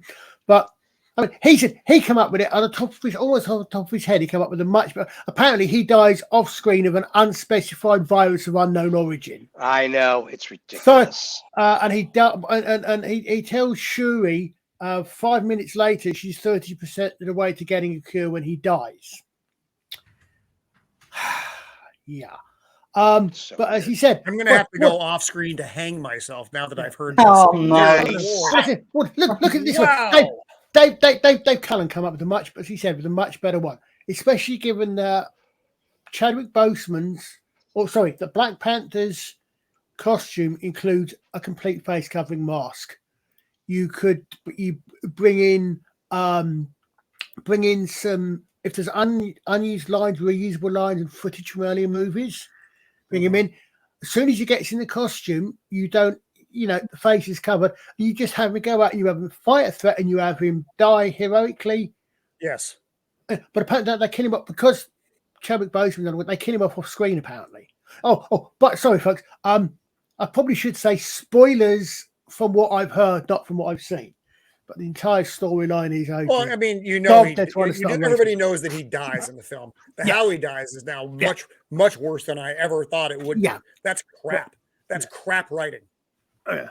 But I mean, and it's so thoroughly diverse that Martin Freeman's back as the token white colonizer as well. Martin Freeman, that man has no self-respect, dude. Well, apparently that's how Shuri refers to his character, as my favorite colonizer. Oh, excellent! That's fantastic. That brings the audience in, folks. Yeah. Well, the great thing was I saw on someone else's stream I was watching, and apparently they're talking about doing spin-offs. One of which is an origin movie for, I think, the one that's the lead bald warrior. And I said, origin movie when a man and a woman love each other very much. Because she's not a superhero or anything. She's the head of the the Dora Milaje or whatever. But I said, do you know the Black Panther kind of spin-off I really, really want to see? I want to see the historical 300 years ago, where they go down to Dahomey and talk to King Gazo and the Warrior Queen. The female king, whatever it's called. I want to see them do that. I want to see Wakanda. I want to see them explain why Wakanda allowed all that to happen. Wow. Uh-oh. You can't do that. You can't do that because that's a very narrative wrecking kind of thing, Colin. What are you thinking? What you mean? You mean the fact that apparently Wakanda had space age technology or advanced technology back when the Roman Empire was still about, Right. And yet they still allowed everything that happened in Africa over the next 2,000 years to happen by their inaction. Yeah, so such a really empowering story, that isn't it? I feel empowered just from hearing all this. I mean, thanks, Stephen. I'll definitely have to check that one out. What gets me is that I think it seems in a lot of these things there are some really potentially interesting stories that they just don't seem to be able to tell. Right. Because they are so stuck in a particular narrative that they must have. I mean, every single, from what I've seen, when people started calling it, I don't know if it was Gary that started, whoever started the calling it the MCU. Yeah, that was Gary. That was before I think nearly any movie came out. Right. And they've just lived up to it. As far as I can see, every single movie, every single that started show. with Captain Marvel, Colin. Yeah. That's when that tagline came to be. Phase 4, the MCU, seems to have two aims: drive down viewers and get rid of every single male character and replace them with female characters. Not bring up, not bring on female characters. Not have the freedom of, but first of all, get rid of the male characters. Mm-hmm. Now, I could understand it in a way. In that we were saying earlier on about when you get a habit starts, so you get zombie movies and TV shows. You get an asteroid's going to hit Earth. You get 3 movies where that's coming around. Right. This idea that okay, well. Yes, and yes, objectively speaking, most movies in the superhero genre have been mainly male characters and quite possibly mainly white characters. This is quite possibly true because they're following from the comics. So, but the thing is, when everybody reacts against something, everybody says, well, I'm going to do something different, it stops being different. 1 or 2 movies that say, okay, fine, well, we're going to do this, and we're going to bring out a black character.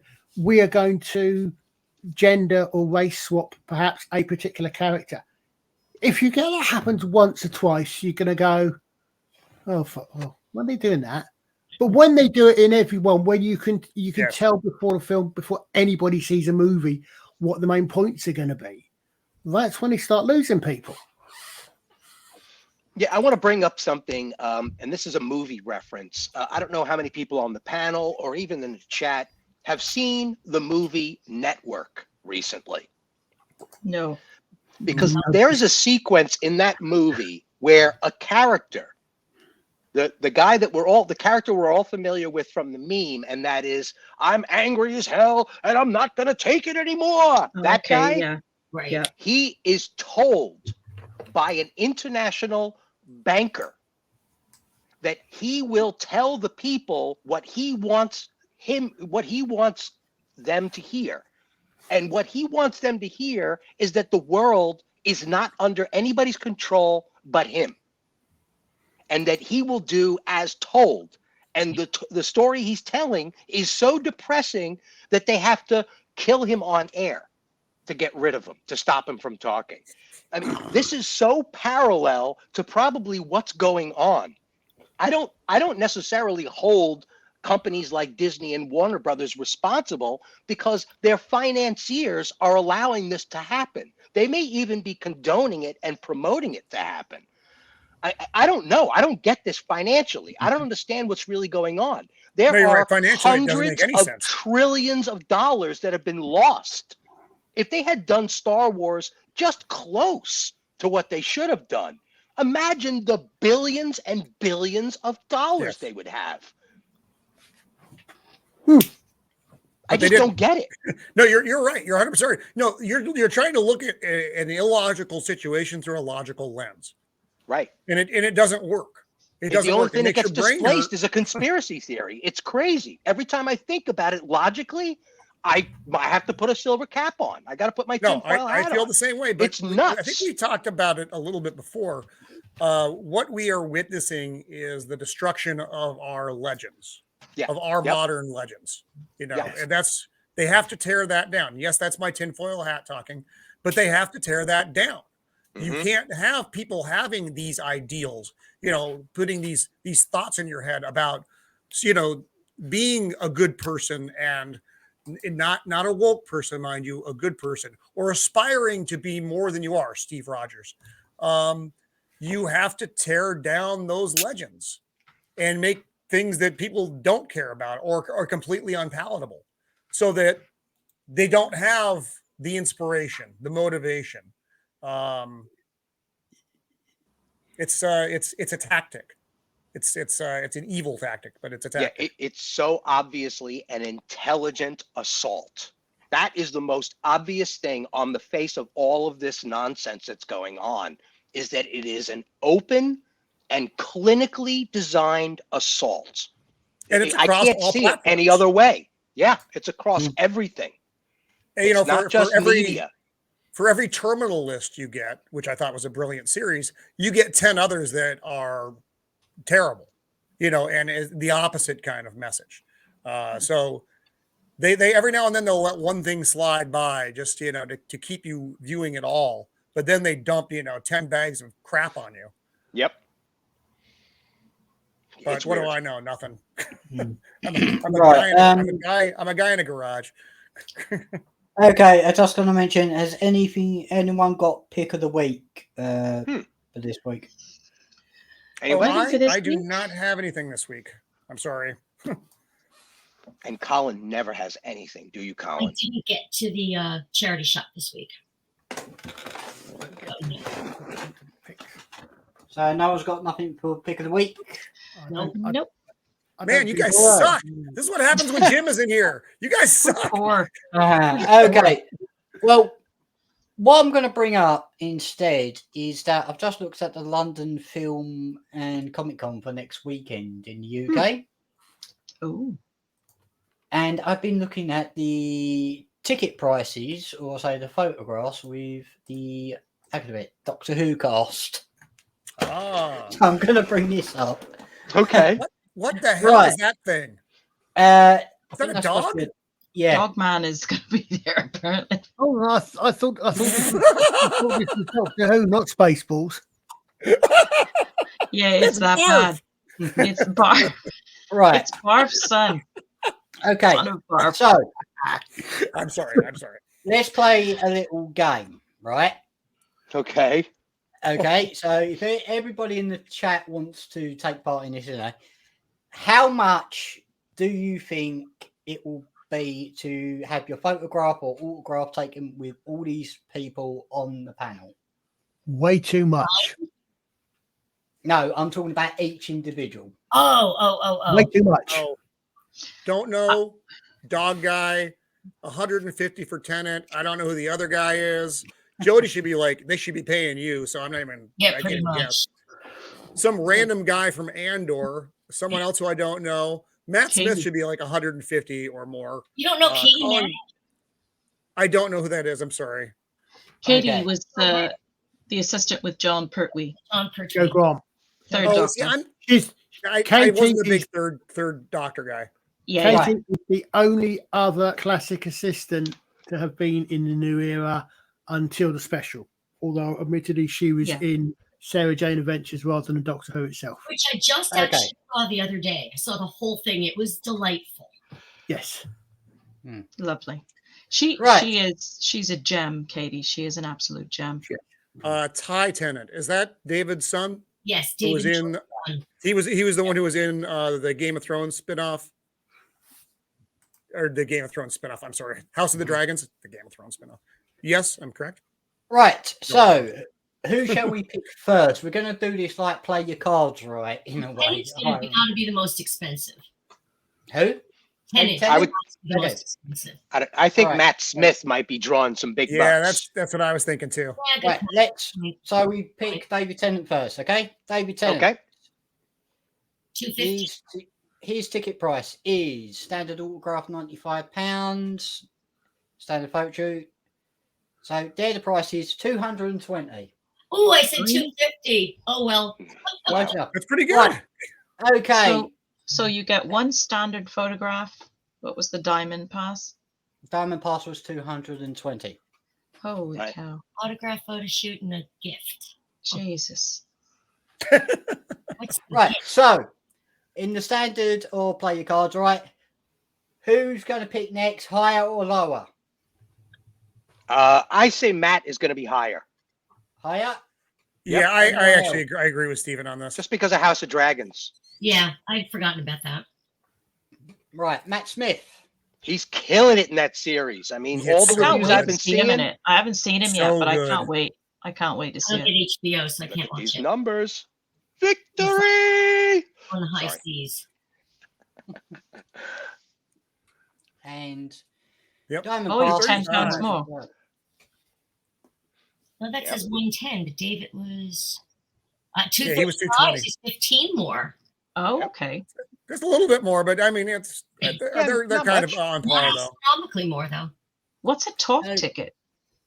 Talk ticket is where you go and see them and they just go on stage in a way. Oh, Oh, Oh, right. I would Okay. imagine that, Right. each thing is. Jeez. Next one, please. Judy, let's find out. And I would say that's less. I'm going to put my money on that's less. oh, Jody, she's like I said, they should be paying you. I'm thinking like 75 or so. So we I got just should wouldn't be be able less. to even guess. I so out of the We loop got with one. these things. If Right. she doesn't make the pig face, does it cost more? Hey, and 75. Odin's hit come me. down. Well done. And Oh, Diamond 195 Pass total, but $1.95. They're going to pay 15 quid to go and sit and listen to her talk, are they? 195? That's insane. Mm-hmm. Wow. no. Oh, yeah, God, no. Okay, next one. We picking Barf, Son of barf. son of Barf. Well, Next one. Yeah, to but be picked. John Candy is deceased, so it's got to be son of Barf. God, what a So you want to pick the dog? Barf. And Higher that's or lower? I think it's such Lower. it's such a If- juxtaposition because the face is like cute Yeah. dog, and then the Oh, rest of his outfit is like warrior. So it's like it messes with your head. You're like, what the fuck? Oh, no, that's somebody's costume did not do a good job that day. One- There he is. It's like the D. Wallace werewolf in The Howling. It's like, what happened there, man? that's fantastic. Oh wow. What do we have left in the costume department? We have a dog. We have a dog suit and some armor. Oh, that works. That works. It's a samurai dog, isn't it, by the look of the armor? Mm. I mean, the Right, dog is so- cute, but Samurai. what can I say? Next one, please. I think Bonnie is going to be lower than the dog, but I'm not sure because I don't know who she is at all. No, Okay. she. I That would was imagine she's Sylvester's more- companion. Well, she was with Colin too, right? So Yeah. we put Bonnie Langford. our and Scream she's Scream also Fox. coming back in Big Finish at the moment. Oh, of course. Yeah, Oh, you okay. can- Yeah. No, same as the dog. It looks like.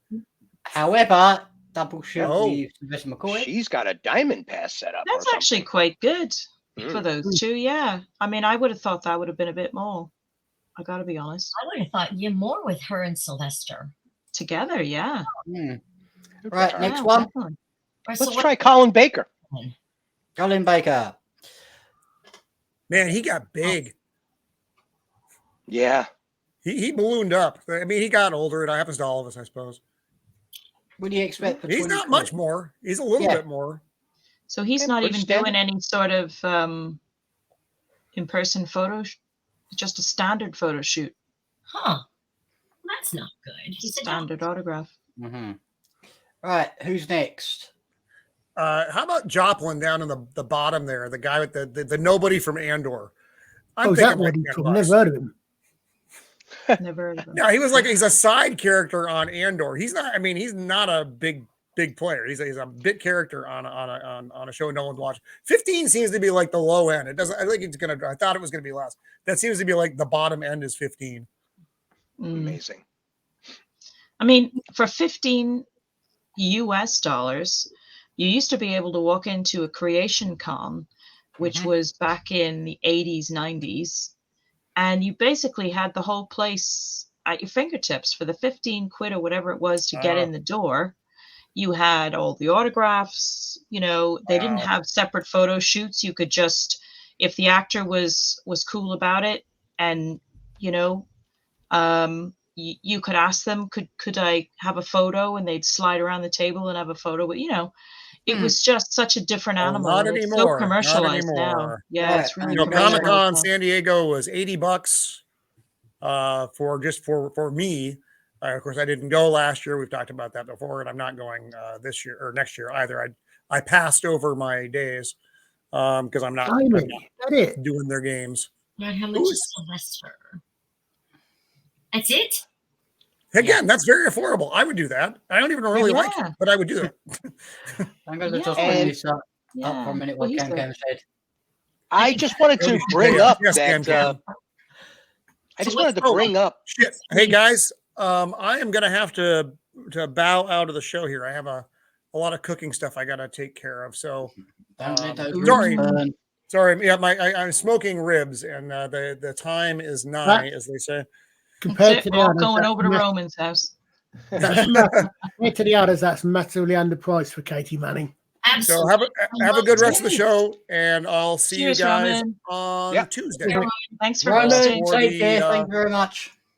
Yes. Don't let Colin be in charge when I'm gone. We've all seen what happens. You're all going to be back in 1522. Nothing's going to work. So I'm just throwing that out there.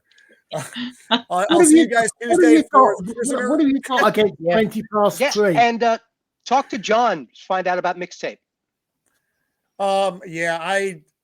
Okay. I don't know if we're going to see a lot about that anymore. Unfortunately, he's got some job stuff. He's a busy dude. It's a weird time for everyone. Okay, cool. Well, say hello to him. There was one more thing I wanted to say, and I don't remember what it was. So we'll just leave it with that. Roman's those ribs. Lost mine. I'm like Frankenstein in Pennsylvania. All right, you guys take care, and I'll see you on Tuesday. All right, take care, Roman. Cheers, Roman. Okay, Wendy, you're the main host now. I object strongly to Roman's accusations. I'm not a bloody Tudor. Goddamn Welsh traitors. Oh, okay. So they did give us Elizabeth I, so we'll allow them that. And I just wanted to bring up about Mr. Joplin Sabtain. Beyond Andor, his filmography is fairly extensive. I could see him actually having. He's got Hamlet in here. He was part of Avenue 5, the TV series. He was in a bunch of different TV shows. I mean, this guy's probably got in London, in England, he's probably got some following. So Andor isn't the only thing this guy did. There seems to be a lot of other stuff that he was participating in. Hard Sun in 2018, Safe in 2018. Yep, he's been around the block. I hope he gets a good turnout anyway. Yep. Yeah. Good for him. Excellent. I'm just checking on Let's Talk PJ's channel at the moment. Nobody's waiting, and it's still non-active. And we have not heard from Jim. I do hope he's okay. I hope he's okay. That's interesting. There's another Doctor Who alumni in Andor as well. Yeah. Faye Marsay. apparently the character's called Vel Sartha, but she was in. I think she was in the. Was she in the Waters of Mars one? Faye Marseille. Oh, I don't know. Okay, that was a really good. I Because she liked was, that one. I know she. Oddly enough, at the risk of playing to the type, she also was in The White Queen, which I did watch, which was a medieval. She was the wife of she was the first wife of Richard III. Hmm. She was on which one? So, Oh, sorry. go ahead. Go ahead. I was going to say Julie. Richard III. I'm hoping to try to see the movie Lost King. Ooh. It's a. I don't know how accurate it is, but it's about digging him up in the car park in Leicester. Yes, yes, that I might be remember all that. Yeah. Yes. Sally Hawkins is playing Philippa Langley, which personally I don't get, but whatever. I'd have to look into it. I can't really comment on that one, but it does sound interesting. Sounds interesting, definitely. I've seen a bunch of documentaries on the dig. Mm-hmm. It looked really, really interesting. Cool. Well, hearkening back to the conventions, I have a pretty trippy story that I can share if you want to hear it. This would have been, I don't know the exact year, but it was probably had to have been like late 80s, probably.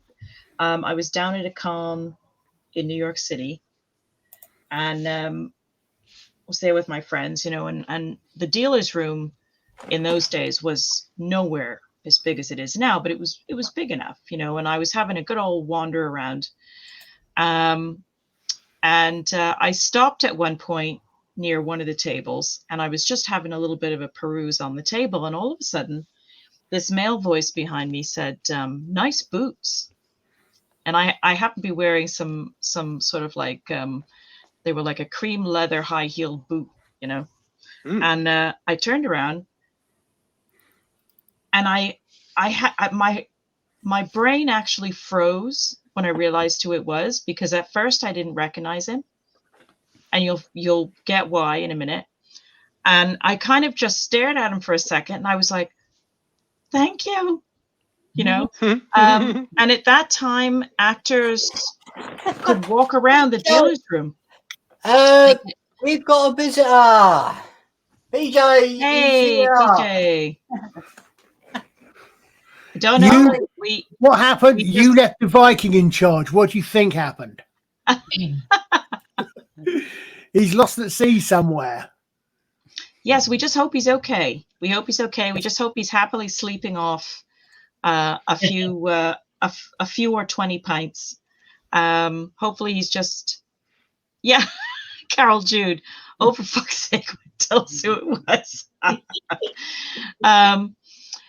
So the actors that you don't see their face on screen, you don't always recognize right away. And of course, I was a huge Star Wars fan, as so many of us were.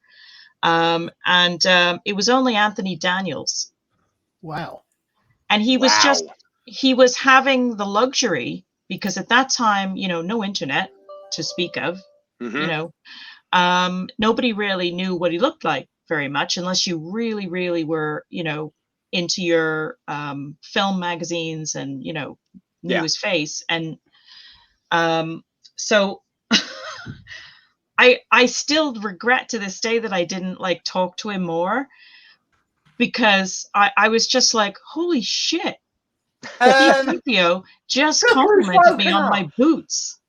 Look who's bloody woken up. Good grief. Oh my God. Okay, guys. Are you okay? Are you okay? Oh, yes, I'm okay. I'm just... I'm okay. I'm just getting senile. I forgot what day of the week it was. Which you sent out this morning. We can relate to senile. I can relate to that. No, I didn't. I set my alarm for somehow to 10 o'clock instead of 8 o'clock. I don't know what. Oh dear, and it is 10 o'clock. Yeah, I don't know how I managed to do that because I just wanted a quick power nap. It's like, That's what happens when Mhm. you get yeah, old. I snuggle up in the sofa waiting for the laundry to clean at 6 o'clock. And it's like, okay, I'll take an hour power nap, but set the alarm for 10. Don't know why I did that. Yes, PJ, you are. You are. That's You absolutely said, see, I fantastic. told you I was a calming influence on this stream. Well, BJ, just to let you know, if you want the recording of this, I'll be happy to send it over to you after, so you can post it on your channel. Oh, I do feel embarrassed, and I thought, oh, I need to log on and take the beating. Just take the abuse. Yeah. Yeah. Yeah, just take the abuse because I don't want to admit it, but I am getting old. Yeah. Well, as long as you are in one piece, I mean, this Yeah. is the important thing. And you were just snoring. We can live with snoring, but Yep. you know, we I'm just wanna not make sure you can live with my snoring. My ex couldn't. Oh, So Occasionally live Oh, on air, we can that live is a with your good one. snoring. That is a good one. Oh, nice Oh, little God. try, Well, actually, in California, it's really bizarre. And working in the construction industry, you bump into a lot of Just leave it people. off the word bizarre. I have worked and met so many different actors. The gentleman from Will and Grace, good heavens, School of Rock guy over there. I'm just blanking on his name with my stream brain. Black. Jack Black, yes. As a matter of fact, while working on his house, I show up to the job site at like 6 o'clock in the morning just to chill before the job starts. And there's Jack Black standing on his front lawn. He had locked himself out of his own house because he forgot his keys inside and didn't No. know how to. He locked himself out of his house at around 3 o'clock in the morning. He had been just Ouch. wandering around his own yard all night.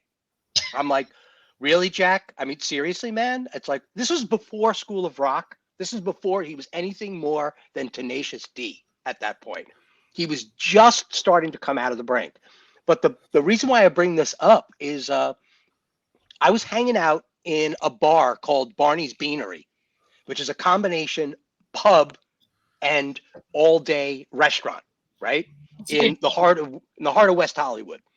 And hanging out at the bar, quite literally with one of his feet up on top of a stool, was Frank Gorshin Wow. No way. The from the Riddler. original Batman series. Yeah, And yeah, he was yeah. in fantastic shape. He was in original Trek, fantastic too. shape.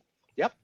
Absolutely incredible. I was just agape. I didn't even bother walking up to him because you just That's don't so do that in cool. Hollywood.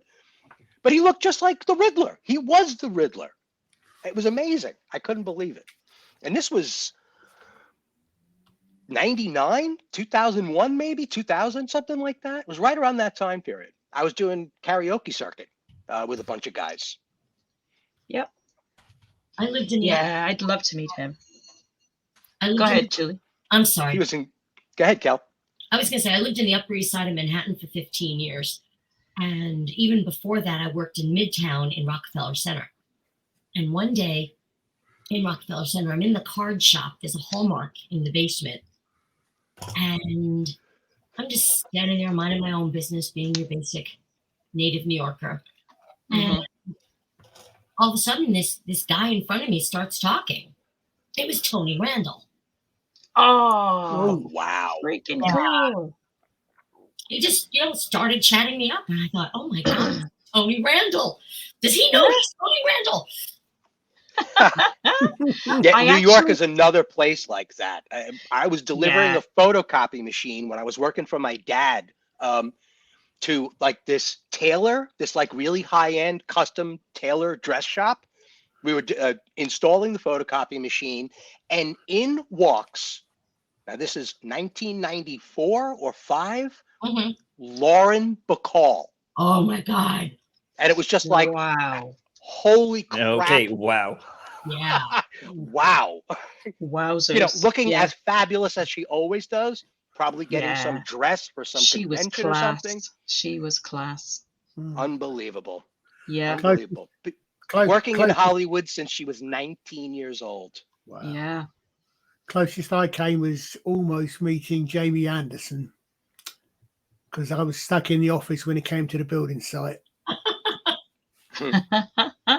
We went, there's a place in New York City called the Joseph Papp Theater, which is Republic. exactly, and it makes the arts accessible to the general public by allowing you, or it did, to queue. Of course, it was an all-day queue. You had to queue pretty much all day, but you could get in to see actors like Patrick Stewart. Many actors at the time were doing this, and it was called Shakespeare in the Park. Mhm. And it was an outdoor performance of a particular Shakespeare play, whatever one they were doing. And they'd have these guest, very well-known actors. And at the time, had to have been in the 90s, I suppose, they had Patrick Stewart doing The Tempest. And we literally had to sit on the hot pavement to queue all day, to sit in line all day. And we got our tickets. And when you said Tony Randall, that's what reminded me of this, because we were there on the opening night of this particular play with The Tempest. And we saw Tony Randall. We just passed him in the little tunnel thing that you go in to sort of get in there. We passed Olympia Dukakis, who at the time was in a film with Julia Roberts. I think she did a film with her. Weren't they in Sweet Magnolias together? I think she was in that. Yeah, something like that. But anyway, it was just cool because you saw there were soap opera actors. There were, some familiar faces. Even if you didn't particularly watch the soap opera, they would be familiar enough to you at that point, and you'd be like, oh, that's so and so, And it was such a trip because not only was it cool to see Patrick Stewart, but it was just like you were looking all through the crowd, because you'd see all these familiar faces. It was really, really fun. And I'm just so grateful to that trust was set up, to allow you to get in to see a show. If you didn't have, deep pockets to be able to go and pay big bucks to go and see it elsewhere. And I'm a Shakespeare fanatic, so I was in heaven. The last time I went to Shakespeare in the Park, excuse me, I'm going to cough. Keep talking. Oh, yeah, she's got a terrible cold and a cough. Yeah, that was the only one, sadly, I got to go to. I would have gone to as many as I could, really, if I'd been able to. But New York City was, it was like a good hour and 10 minutes on the train for me. So it was I would go down every once in a while, but I couldn't get down there a lot. I remember that performance actually when he did The Tempest. Do you? Yeah, I didn't see the performance, but I remember it in the press because I was a Star Trek fan, so his name would pop up and you would just hear about it. Yeah. It was a pretty cool thing. It was a trip. Yeah, I couldn't get anywhere near him. I mean, we didn't see him up close or anything. We had pretty good seats, really. But part of that story that is quite funny is there was I was with my best friend at the time, and she had some friends. She was based in New York City, but her parents had a house kind of in the countryside where I lived. And so we'd grown up together, and she'd had some other friends with her. And this one of her friends she was just a bit goofy, and she was a bit of a giggler and a bit of a clown, and that's cool. Time and a place, that's cool. That's fine. But I basically remember, and Kelly will get a kick out of this, and probably Stephen as well. I basically turned to my friend and I said, if she talks through this performance, I'm going to kill her. So I'm just giving you fair warning now. She's going to be dead if she opens her mouth. So she sat this girl on the opposite side of the aisle from me. I said, because now, I didn't just sit in the queue in the hot sun all day, not being able to go to the toilet for 7 hours for someone to talk through this. The last time I went, sorry, my coughing fit is over for the time being. The last time I went, I think the play, it was not Shakespeare, unfortunately. It was Hair. And the play Hair. What was it? Sorry? It was Hair, not Shakespeare. They Oh, Hair. Okay. wow. It was really well done. But anyway, I was sitting directly behind, and I can't remember the actor's name. I'm drawing a blank. Niles Crane. Okay. Oh, yes, Wow. yes. I can't think. David something Pierce, David Hyde Pierce. Yeah, that's it. I was sitting right behind him. And then the very last New York play I went to was called The Seafarer. It's sort of a Faustian story. And it starred a guy named David Morse. He played George Washington in the He played what? Sorry? he played George George what? Washington in the John Adams series. But anyway, Okay. the Seafarer, the star of the play, in my mind, the star of the play was Kieran Hines. Oh, you Yeah. got me on Kieran Hines. Uh-huh. Oh my God, don't get me started on Kieran Hines. I was sitting next to somebody who looked familiar, and I just couldn't place him. So I did a very un-New York thing. Since I knew I was leaving New York, I figured I could get away with it. I went to the stage door because I was damned if I was not going to get Kieran Hines' autograph on my copy of Persuasion. And so I did, and I got a picture with him. And it turns out that the man who's sitting next to me is Rainn Wilson from the U.S. version of The Office. Okay, I know the Wow. name. I know I the couldn't name. place him, and I'm sitting there trying to figure out where the hell I'd seen him from. And then I came home, and just out of the blue, there he was. Yeah, that's brilliant. And I have to echo Carol Jude's comment in the chat. It's so nice to hear what Cal Lynch sounds like, by the way. And I second that. You have a beautiful voice, and it's just lovely to hear you. It's not normally this deep and husky. It's usually a little higher. But You're doing fine. Excuses. Yeah, New York is an incredible place. We're going through a very, very strange period across the surface of the entire Earth. We're just going through a very bizarre period.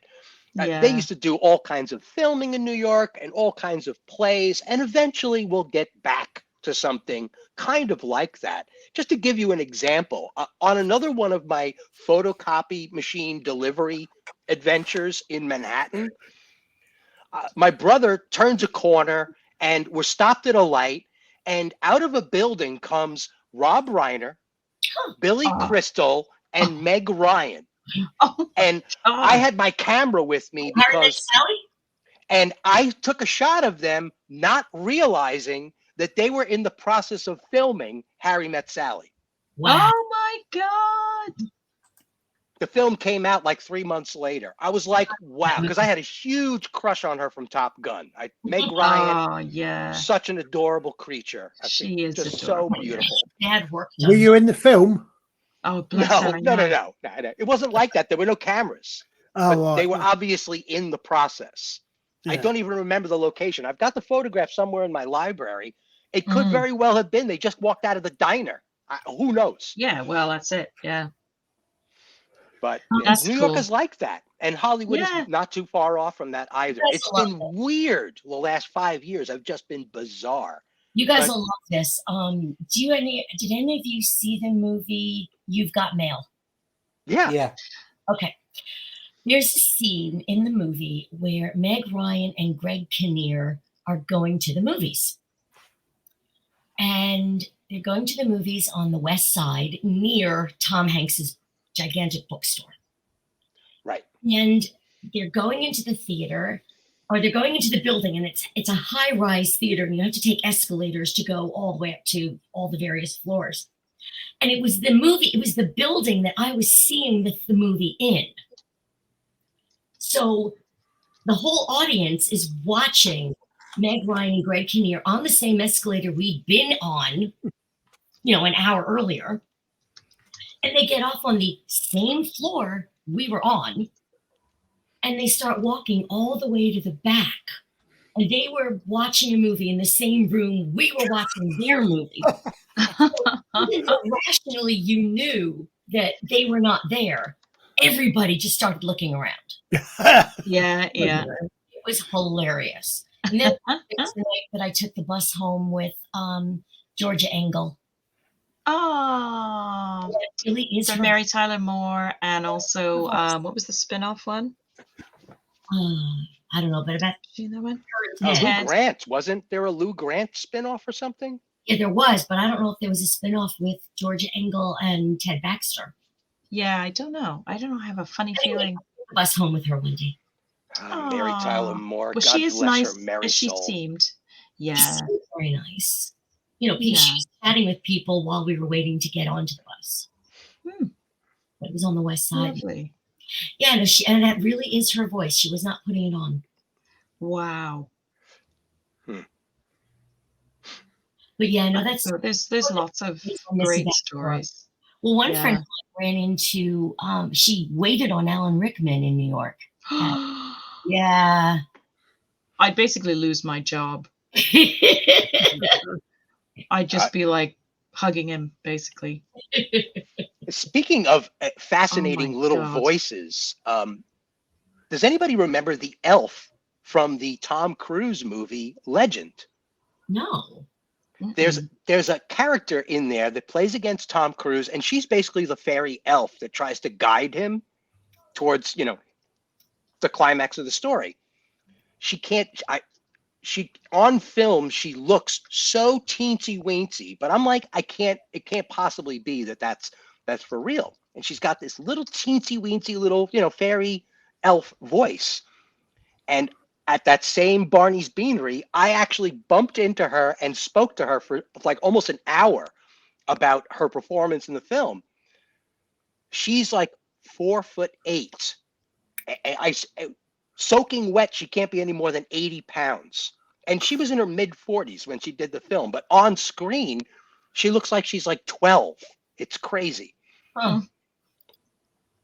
But yeah, it's just, they're the most, specifically the guy from Will and Grace, who is married with children, by the way. He is the Yep. most down to earth, regular Aw. dude. He walks the baby. He was walking the baby every morning. He would go out on a walk with him and his wife, going out shopping for groceries, doing some gardening on the front lawn while we were building a wall on the perimeter of his property out of flagstones. Just the most regular guy. He would walk up to us and goes, "Hey, you guys want any water? You guys need anything? We got plenty of stuff in the house. Help yourselves. In the garage there's a refrigerator." Just totally genuine. And I actually asked him one day, I'm like, for a Hollywood personality, you're such a genuine guy. And he goes, "Well, I'm from Canada." And Unfortunately, I believe I've heard Deborah Messing is somewhat of a different type of person. Is She she? seems like Yeah, a I've heard, but I don't know. I mean, I think that maybe. I have a lot of sympathy for a lot of the female personalities in entertainment. They have a really rough gig. And the idea that she was being criticized for her trying to keep in shape, she wound up boning out her chest a little bit, like that you could see her in a blouse, that her fitness was obvious, that you could see some of like the tightness of hers. It was just, and she started getting criticized for it. And I'm like, you know what, guys, how dare you? And she's trying her best to keep her game going and well into her career. And, and Sigourney Weaver used to get criticized too for being too tall. And I'm like, shame on you guys. Just shame on you guys. It's a rough gig. I absolutely agree with that. I've met plenty of celebrities outside of Comic-Con settings and everything, and they are humble. Some of them. Some of them are absolute knobheads. Yeah. You elevated the Canadians, but I will put it down a little bit and say that there are some Canadian actors, a very famous one that pretty much everyone here still likes. He's a little bit off-putting in social settings. But I kind of understand it as well. It's if you're that much of a famous person and been around for that kind of time, you kind of get defensive because you, as the celebrity, you do meet a lot of loons or over the top fans. Mhm. So you do get protective. Mm-hmm. Oh, absolutely. Absolutely. Can totally Uh, appreciate that. I mean, there's some that just seem to manage it very well. Back in the day, like 80s, late 80s, they used to have a lot of the original cast of the original Star Trek coming to the conventions, with the exception of the big two. Mhm. Leonard did come one year to New York, but he gave a lovely talk, and we had to basically make this impossible choice. Well, it wasn't impossible, but it was not a very nice choice to have to make, where they scheduled his signing like right after his talk, which meant you either had to completely miss his talk and stand in a queue that went literally around the block, or you had to stay for his talk and just give up getting in line for his autograph. Just give that up, because it ain't gonna happen, because by that time the line was, forget it. And we just chose to stay and listen to his talk, because as much as I wanted his autograph, because to go with some that I'd already been collecting, from other cons, I just felt, we kind of just didn't want to like get up and walk out right after he started to talk, because it just seemed the rude. three. I agree absolutely with you there on that. The three major cons that used to be around here in UK, so London, Manchester, and I keep forgetting what the third place, Birmingham or something. They literally did the same thing over and over again. It's like it was the talk, but if you didn't get into the queue by the time the talk started, you had no chance of getting a signed autograph or memorabilia or whatever you had. Yeah. Yeah. You had to choose one or the other. Yeah, it was a bit of a tough choice, really.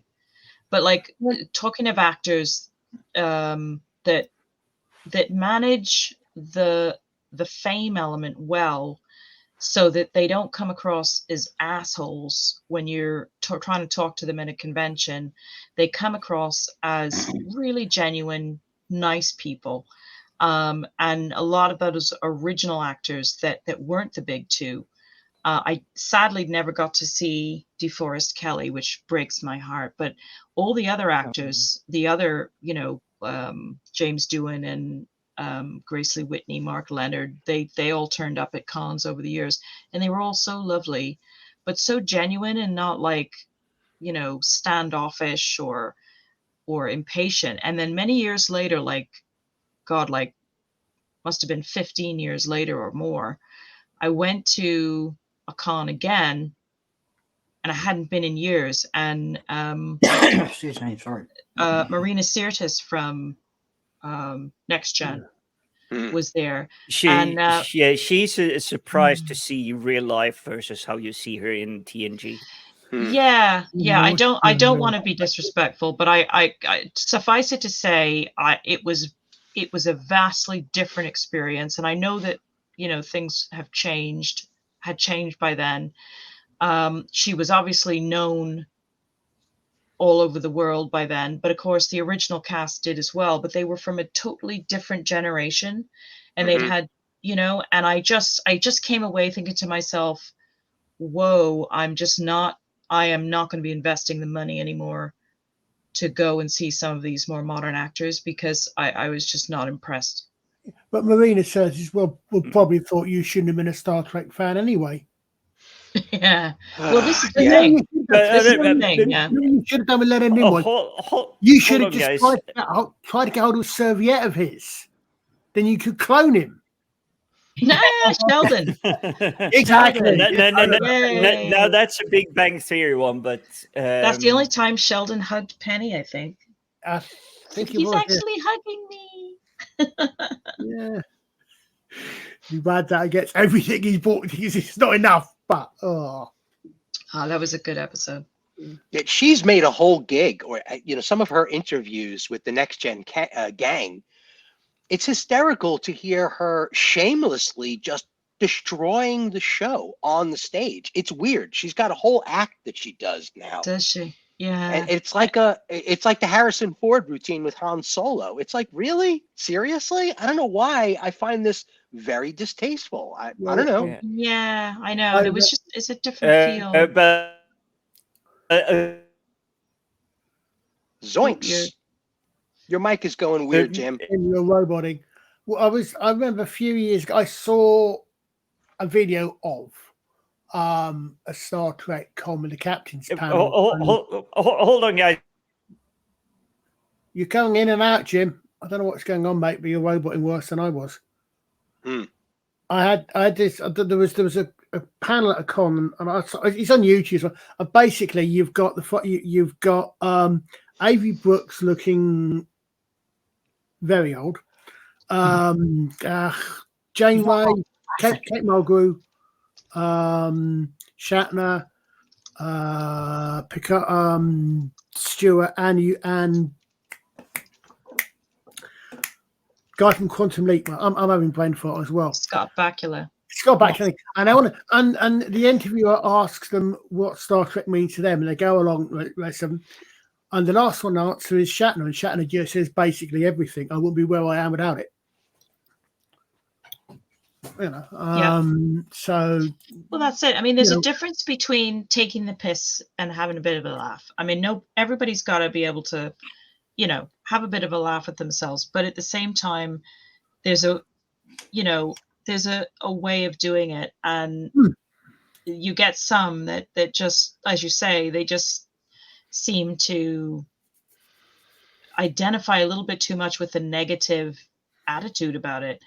It made them, I'm guessing it made them a fair bit of money, so yeah, I don't know.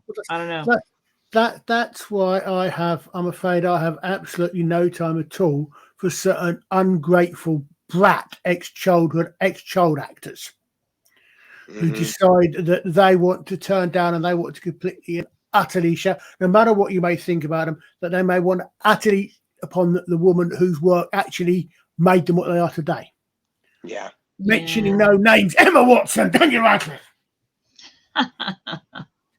Yeah, I don't know much about her. I mean, I've seen her in the films, but no, and that they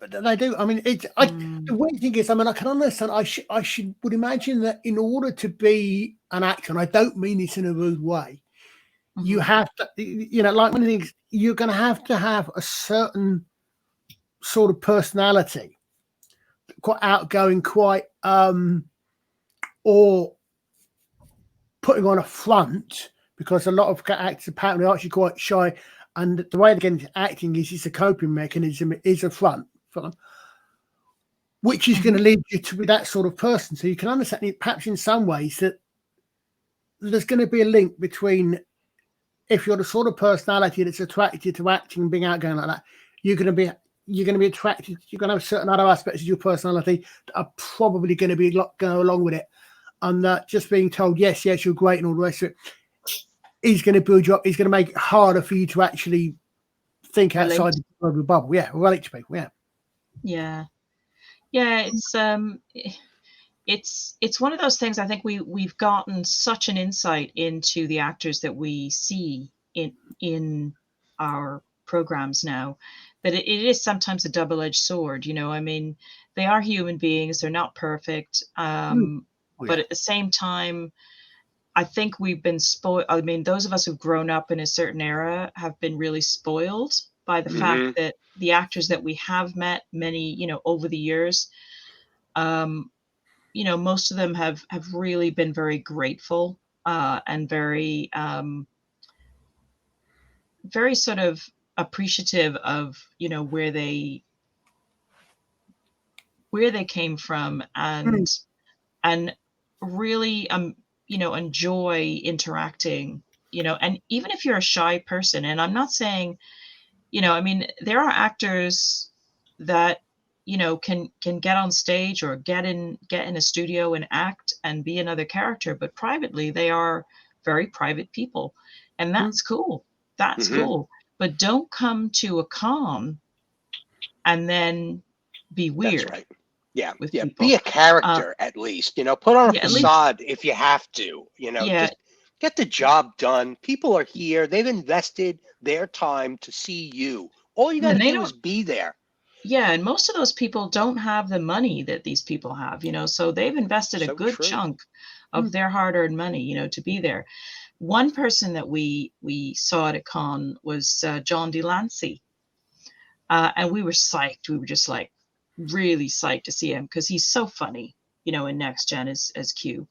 But he came out on stage, and he was another one that I could appreciate that he was sort of bored of talking about Q and talking about Star Trek. But what are you doing there, man? Because he came out and it wasn't just a bit of a tongue-in-cheek attitude. Like he did people that came to see him as Q and wanted to speak. They were happy to listen to the actor who played Q talk about his role. That's why he's there. That's what all these people have traveled miles and miles and miles to be there, on trains, on planes, and he was really pissed off that people kept asking him about Q. And he finally basically said, why don't one of you actually ask me about what I'm doing now? I want to talk about that. And I was thinking to myself, are you completely insane? Well, I can, yeah, but You're getting paid to be there. I mean, I get it. You must get sick to death of answering questions about Q, but well, people. I mean, I understand. I've heard that Peter Capaldi used to walk around cons in character, and that Tom Baker would do something very similar, and he would talk to people as the Doctor, even when he wasn't in costume. I mean, to the point, I think I seem to recall reading somewhere that he'd never be caught smoking in public because he knew even after he finished, kids saw him as the Doctor and he didn't want them, So he took different time, wasn't it? Yeah. Yeah, took take the responsibilities, understand, and they've taken on a role and a responsibility. But there's this weird sort of I'm not sure if dichotomy is the right word, but with actors, sometimes you say the way we treat them. Sometimes you say, "Well, you're only playing a role. Just play the role, or just read the words." And then at the same time, you can turn to another actor and listen to what they say because they played the character because they played the character so such a time they are the character. And I think it must be a very weird thing to be in that position as an actor. Yeah, I've told people, and I've been in this position myself. I played a character that was, I mean, it was dinner theater, okay? But I played the same character on and off in multiple shows for about 8 years. Wow. And every time I played this guy, I really, my skin was crawling. I was playing the character with all of my loathing for the character, right?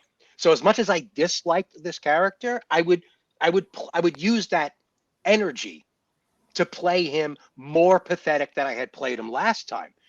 He was abused by the boss and abused by his wife. His wife was openly cheating on him with the boss in the show, right? He was a total simp.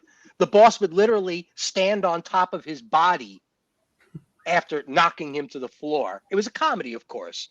But after doing that, it finally dawned on me that I started telling actors, I'm like, be careful. Just be very, very careful. You may have something that breaks and you will be stuck with it. Point of example, the guy who does the comedy routine, you might be a redneck. Yeah. Jeff Fox. I understand that he doesn't like that bit at all. He went on, played that character. It was a spontaneous moment. He had ripped his sleeves off because he was sweating because the lights were too hot. And he just got stuck with that costume. Oh, that's Larry the Cable Guy. Different Yeah. guy. Not like You might be a redneck. He's a comedian. I don't know That's Jeff what. Foxworthy. Larry the Cable Guy is the one with the no sleeves. Oh, there you go. A He's different actually character then. from Indiana, but he plays a Southerner. Yeah, exactly. It's Blue weird. collar comedy tour is Blue-collar comedy tour, absolutely yeah. awesome. Oh yeah, some of them are hilarious. So I can get where it comes from, but at the same time, you're a soldier at that point. Do your duty. I know it's not pretty. I get you're on the Western Front, but suck it up and bear it, man. I mean, the crowds are here for you. Can't you just do that and figure out some way? Unless you're not an intelligent person, you want to talk about your new stuff? Please the fans, and then figure out some way to weasel in your new stuff. It's not really a hard equation. Just figure it out, but don't insult the fans. They're all here because you're cute, period. Yeah. Yeah. I mean, Carol's made a good point in the chat. She says, for some, it's just a role, though they appreciate it greatly, but even so, they have work that they're more proud of. To be doing cons for the exposure and money has to be a bit demoralizing. I completely agree, and I totally get that. And I'm hoping that Delancey was just having a bad day. I haven't seen him since. I haven't spoken to anyone else who's actually seen him in a con to see what he's actually like. And he does have a very strong personality. So that can sometimes, it's hard to tell sometimes if they're just having a bit of fun with the audience, but I'm guided by my overall feeling of how he left us that day. And myself and the group that I was with, we were all really kind of like, holy cow, what a dick. He really seemed to just not be in the mood. And that's a shame. That's a shame for him as well, because I'm sure it's got to be really difficult, to get keyed up to go out there and do that.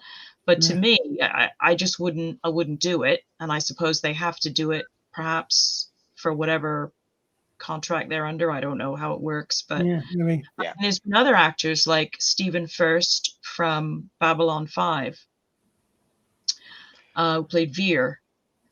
Yeah. What a doll. What an absolute doll he was. He came out, we didn't get to actually meet him, but we saw him speak, and he came out on stage and he was adorable. He wasn't a far cry from the character that he played, but he was so sweet that one of the girls, they had a people dressed in cosplay and stuff that were sort of helping out at the convention. They were all volunteers, and she was exhausted and she was tired, and he asked for any questions in the audience. And I remember this girl got up and she said, you know what?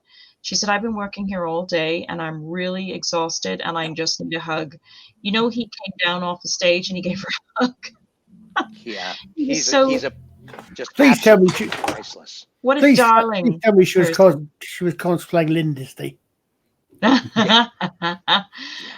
Rickman and Galaxy Quest. Exactly. Yeah. Exactly. Yeah. Well, speaking of the old cast of Star Trek in cons, and Babylon 5, I went to a con not knowing he was going to be there. I was actually standing in line for Christensen, the Russian gal there. Again, brain fart. Claudia. And Claudia. Right. Yeah. And right next to her was Walter Koenig. Oh. And when I walked up to him, I was just like, man, you have no idea how important. Now, mind you, the show was just wrapping up. The Babylon 5 series was just wrapping up. And I congratulated him that Bester will go down in science fiction history as one of the coolest villains. The whole Psi Corps, he represented the Psi Corps. He made that. He embodied it. I could see a little sparkle in his eyes. Because you get a scene with Bester after he's a bad guy. He's been introduced. You should not like him. And then suddenly you get, he has a family. He has Yep. a wife. He has 2 kids. You can He's coming home sympathize for with him. dinner.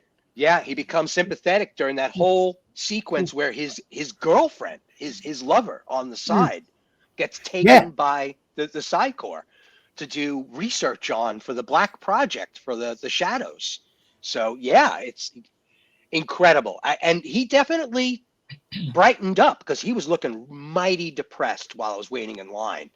And I'm like, wow, I really need to I just need to bathe this guy in Babylon 5 praise because, What he's one incredible. of the great, I will not say tragedies is necessarily a word, but having just finished being in chat on the stream, reviewing Crusade, one of the biggest unfortunates is about Crusade being cancelled. There was an episode, being that Crusade is set after the Telepath War. There was supposed to be an episode with Bester in it, but it was never filmed. Ah, But we Anyway. had a show here back in the 90s. It was a sci-fi quiz show called Space Cadets, and it was, I think, Greg Proops, I think his name, was an American who was doing it, and it was a team show. And one particular episode, they had one of the team captains was Claudia Christian, and one of the guests was Walter Koenig. And not once for the entire thing did they make any Babylon 5 connection. Everything they did with Walter Koenig was Star Trek, and I thought, yeah, well, that's understandable not. he's the Star Trek, but sorry, he's also, Yeah. and you've got Claudia Christian on there as well, who's a perfect one to actually face him against Bester. Yeah, absolutely. Yeah. Just passing She some was viewing funny. advice to Carol. Yep. She was, Claudia Christian was at one of the cons we went to, I remember, over the years, and what a character. She's so funny. Yeah. I mean, she came flouncing out on stage. I mean, we know her from, if you think of her character from Babylon 5, you think of this very controlled, severe looking, hair pulled back into like military precision, and she came flouncing out on stage in, I can't even remember what she had on, but I can just remember seeing it didn't leave a lot to the imagination. Let me just say that. And she, I mean, she's a beautiful woman, absolutely beautiful, funny. She had the crowd eating out of her hand. Did she say boom shakalaka, boom shakalaka?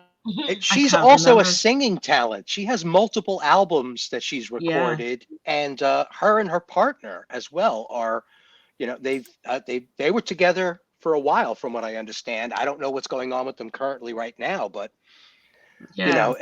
all of these people that we meet when they finally break, and when we get to know them through these characters, they've already been on this train for, heaven knows how long. Yeah. And they've got multiple irons and multiple fires, and they don't know what's going to break. They're incredible people on the surface of themselves, and then they break and become even more than that. So, it's a very strange thing to understand about them. Claudia Christian was also in an episode of, one of the first I saw him was an episode of Quantum Leap. But she also, now how much it was her and how much it was ghost written, I don't know, but she's also put her name to 2 or 3 spin-off novels or books about Ivanova after when she gets promoted to captain. Short stories and novelettes and the Babylon 5 books, which certainly she's down as author now. As I say, how much of that is her ideas and how much of that is, because I know Peter Jurassic has done the same one. He's done a not Babylon 5 sci-fi novel, but his name's down there as author about it's sort of a cross between it's effectively, I think from what I remember, not read it, but I think effectively the story is basically Peter Jurassic, Londo Mollari doing Galaxy Quest, if I remember correctly. So again, I don't know how much of that is the author and how much of that is the actor put input or something. But some of them, they've done that and they've actually written a few. They've put their names to spin-off books either for those characters or so similar. And I do find it hilarious following the current day trends or whatever irks people on the Twitter. But if you look at Babylon 5, you have Mira Furlan, Claudia Christensen, Peter Jurassic. You even have, I keep forgetting what the actor's name is, playing Veer. And even Veer's counterpart in, I was going to say Mira Furlan, but it is Will Robinson. Yes. How many? It's so amazingly well played, and this is more than a quarter of a century ago. How many people went through 5 years of Babylon 5 wanting someone called William to attack Linnea and someone to say danger? Pointers are going to say Will Robinson. I went 5 years and they had all that subtleness. It's Babylon 5 is essentially the Galaxy Quest homage to how you do a really well-made sci-fi, but still keep it a little bit grounded. You take some very easy pot shots at someone else, but you still keep it straight-faced. And this is what they did.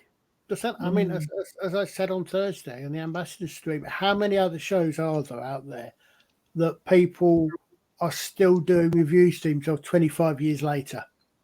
Some of them, yep. But, you know, how many of the shows that are on these days will people be doing reviews in 5 years' time, never mind a quarter of a century?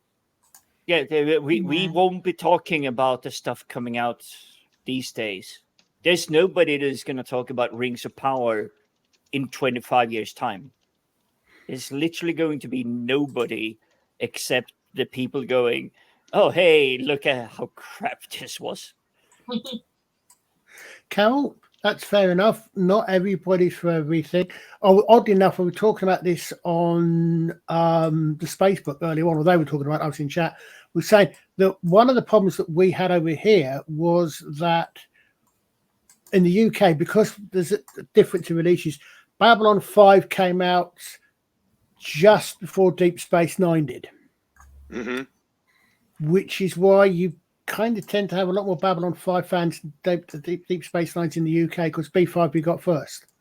And then a few years later, we discovered that the coincidences between the two shows might not have been quite as coincidental as we thought. Even so, story-wise, I think Babylon 5 will always win because it was a space opera, whereas DS9 still followed the Star Trek kind of way how you build a plot. It's always in the beginning of any episode, there's someone that gets ill by something. And I'm saying this because it's kind of fresh in my mind, but one of my favorite character, and he has been across a lot of a lot of series, is Miles O'Brien. And this one that I saw is Miles O'Brien getting hit with a charge or something. So he's time traveling and he's seeing himself in the future over and over and over again. And in the end, he discovers that he's going to get himself killed. So he has to kind of try and stop that. But I still love DS9 because it has a simple premise how to build a story. Someone gets inflicted by something that is crucial to solving the plot in that episode. But Babylon 5 had, something happened in season 1, episode 3, and the resolution isn't happening until season 3, episode 12. That's my favorite part of the whole show. The idea that they bring back that medical device that Yeah. appeared in the first season, and Yeah. it's being used, and it's like part of the plot line of the romance between Marcus, and it's like, you got to be kidding me. This show is amazing. Well, not on that, but again, that episode, the first one of those episodes, of course, is great for crossovers, because who else did we have guest starring in that episode? Bill Mooney's mummy. Yeah, she was. Yeah, and the original Sheba from Battlestar Galactica, from the original Battlestar Galactica. The cast is just otherwise known as homages mother and that are daughter. not mentioned. Michael York makes an appearance and plays like a King Arthur character. It's like, get out of here. This show is insane. In that case, otherwise known as mother and daughter June and Anne Lockhart. That's right. Yeah. Who interesting? There was. I know you guys are talking about the upcoming movie Troll, aren't you? You're interested in that one. There was 1 year back in the 80s. About 12. I think it was called Troll again. It was set in I think basically it was set in a block of flats. And one of the lead characters was a witch played by June Lockhart. Until at one point she throws off her disguise and becomes the young Anne Lockhart. So the daughter and the mother playing the same character.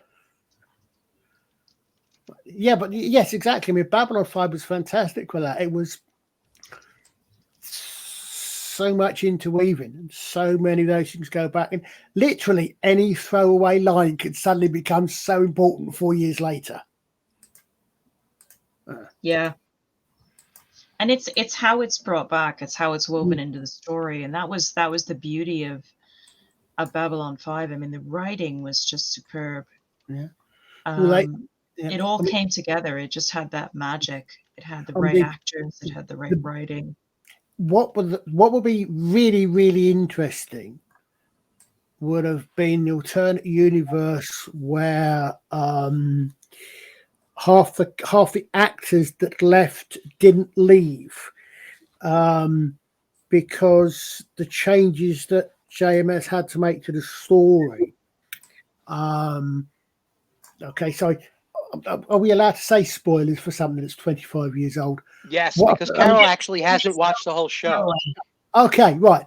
Well, yeah. Well, some. In fact, it doesn't actually make any difference from that point of view. But there were some actors, some characters who, because the actors left, some of the things that were supposed to be in their storyline becoming someone else's storyline.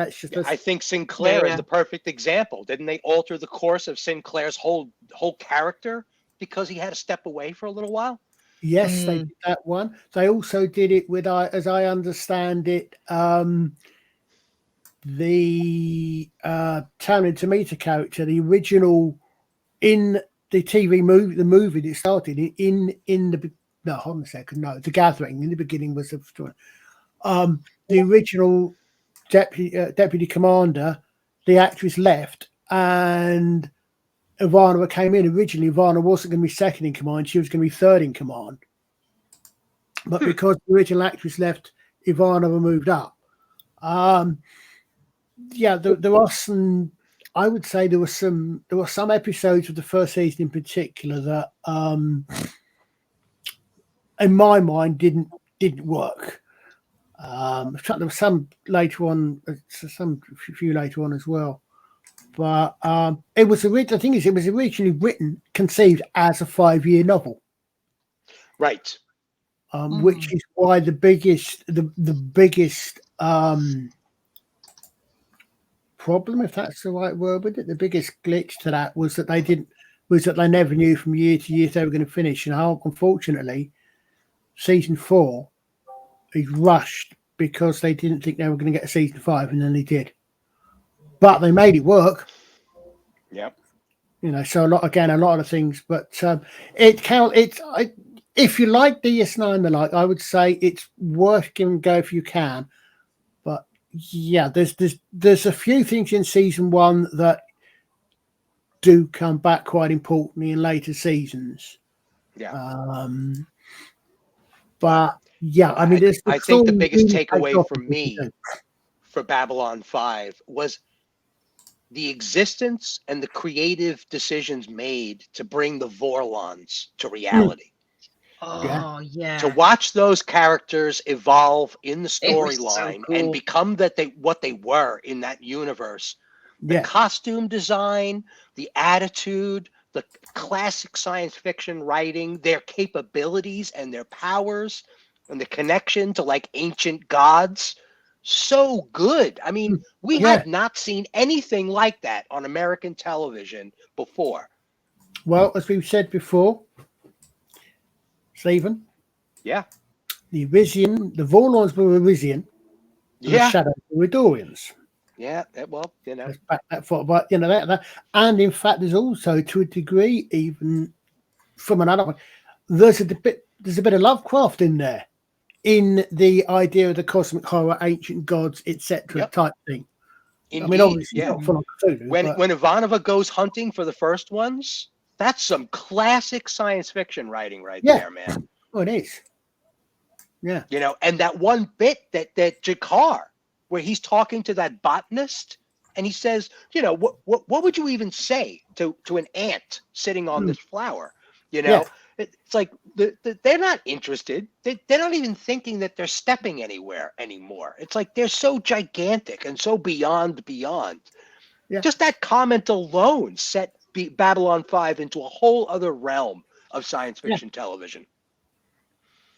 Yeah. I mean, and it had, for such a short thing, and it had so much. I mean, the good thing, I think, that it managed to do, even after it got finished and crashed up, and then Crusade got cancelled, etc. It managed to continue the story in very good spin-off novels. You know, there's a few trilogies in Babylon 5 trilogies which do literally continue the story and fill in bits of the story that we've seen. I'm going to bring up a crazy idea and, you know, beat me up or even throw me off the stream if necessary, but I'm going to say it anyway. This idea that we've got artificial intelligence that is capable of making imagery from sentences.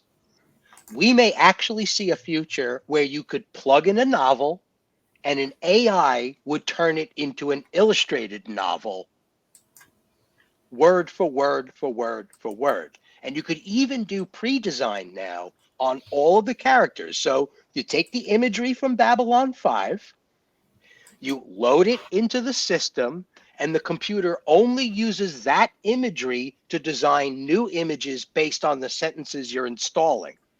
So you can create an entire visual novel from the original novels of any old novel franchise. I mean, this is an actual reality that exists in our world now.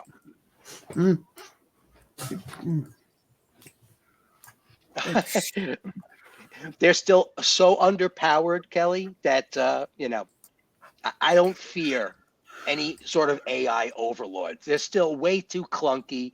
The roaches I fear more than artificial intelligence. Yeah. As long as it don't turn into hell from 2001, I think we'll be okay. It's just not even possible. I've heard so many experts in the field say that is nonsense. Okay, yes, we should be very cautious. Don't get me wrong. I understand all the earmarks, but all of the experts basically say that we have yet to create artificial intelligence smarter than an insect. Yeah. Yep. But who knows? Who knows? Yeah. Yeah. It's all about computing power anyway. Yeah. Either that or the AI is intelligent enough to pretend to be dumb. Mm-hmm. Yeah. No. Not that I want to make anyone paranoid, but Speaking about AI, I'm going to announce a show for June the 3rd next year. On this channel, we are going to be looking at the film War Games because it's the anniversary. Oh. So is that like the Matthew Broderick one? Yep. Cool. That was such a fun film. It's dark, but it's fun. Yeah. Would you like to play a game? Would you like to play? I still remember the voice. because that was like that was then. That's what a computer voice sounded like then. I remember back in the mid 80s, I was working at a bank in New York, and everybody had dumb terminals. And we got a PC, just one.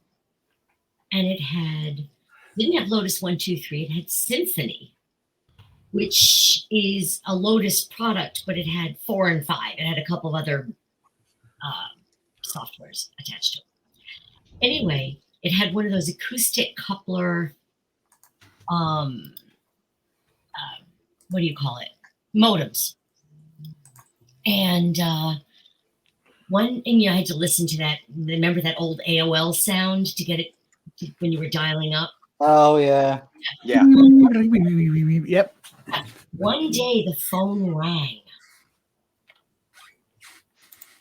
And everybody who sat in the vicinity of the computer just looked at each other like, what are we supposed to do? So the guy who sat closest went over, picked up the phone, and said, IBM PC, may I help you? And I guess the person on the other end was totally creeped out and just hung up. What was the computer answer? Nice. That's cool. Yeah. I try to remember what PJ says about not being old. We're classic. That's right. Yes. Yeah, there's a lot of classics. There's a lot of classics in this stream. One of the many reasons I love hanging out with all of you. Common denominator memories. Yep.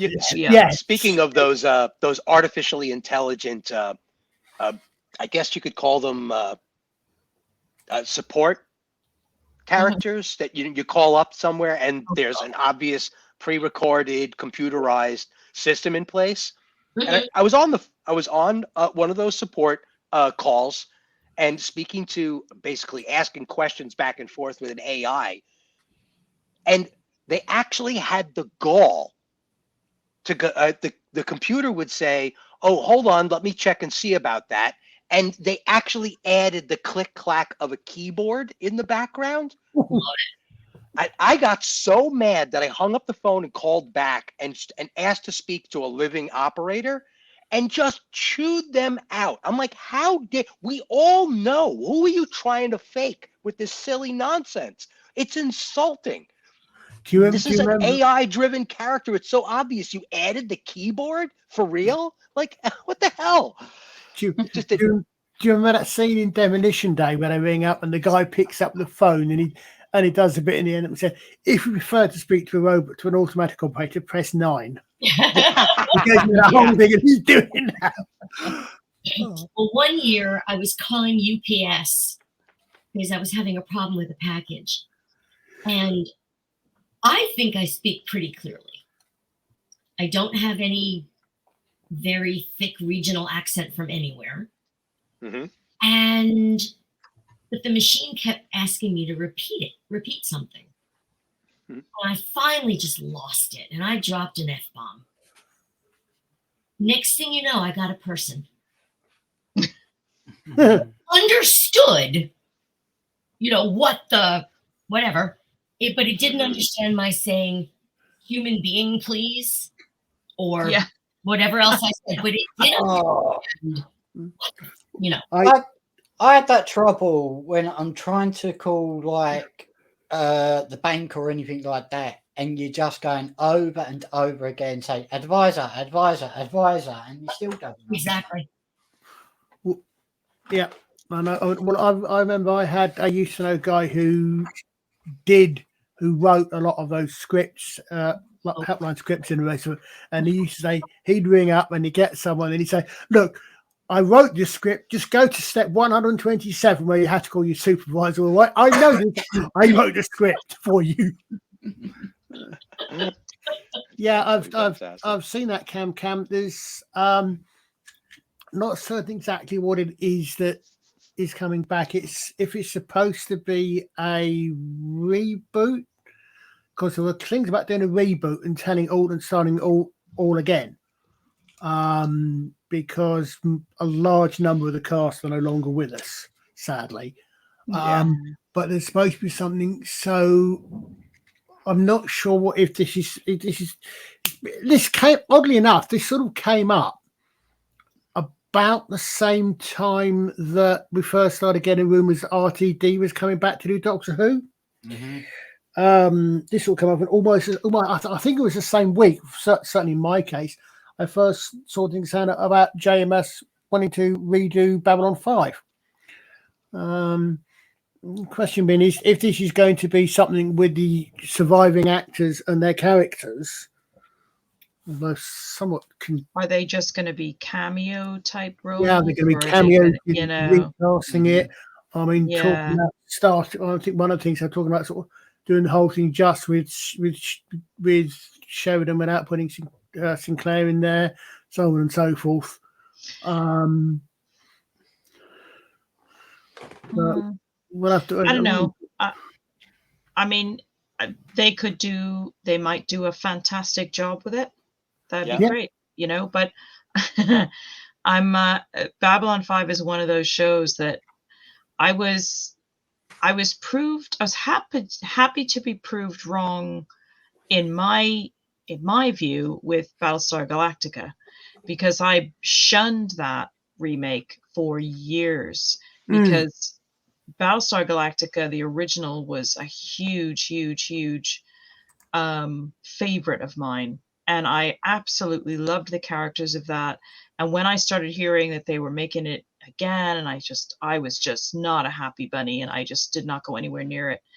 And then years later, like really within the last 15 years or so, we watched it, and I was very impressed with it.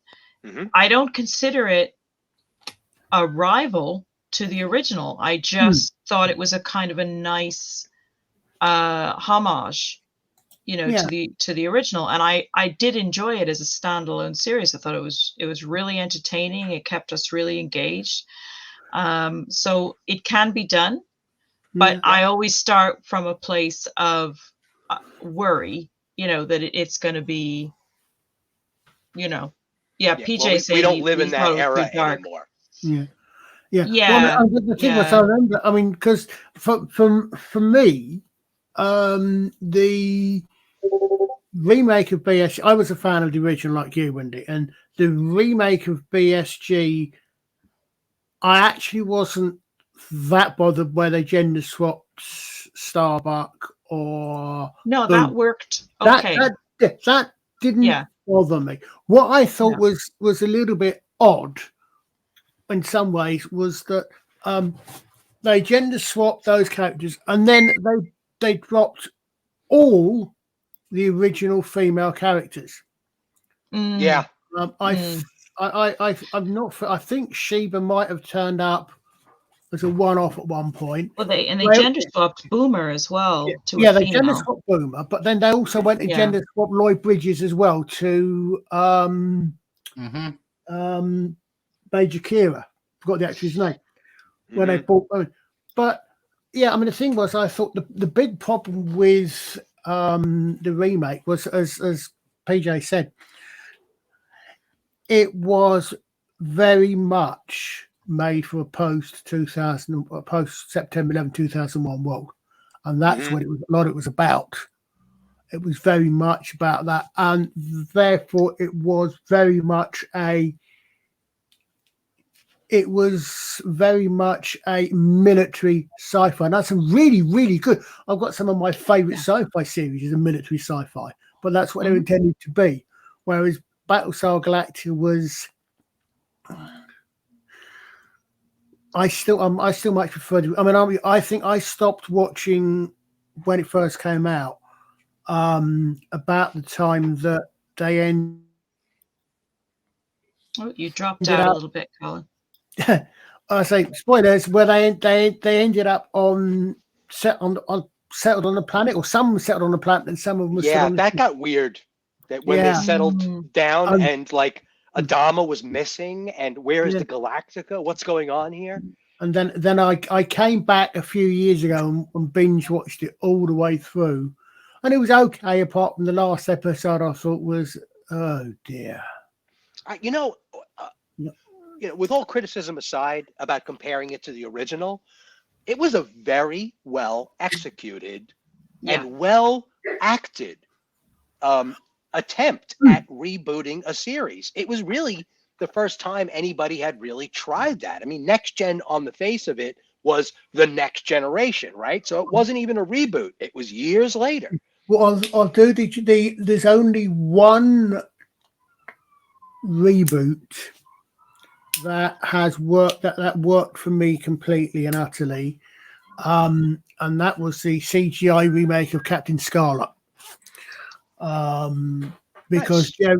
Jerry Anderson was still involved with that one, and they did it smartly. They literally rebooted it, so similar characters. Some of the characters were swapped around, not a problem.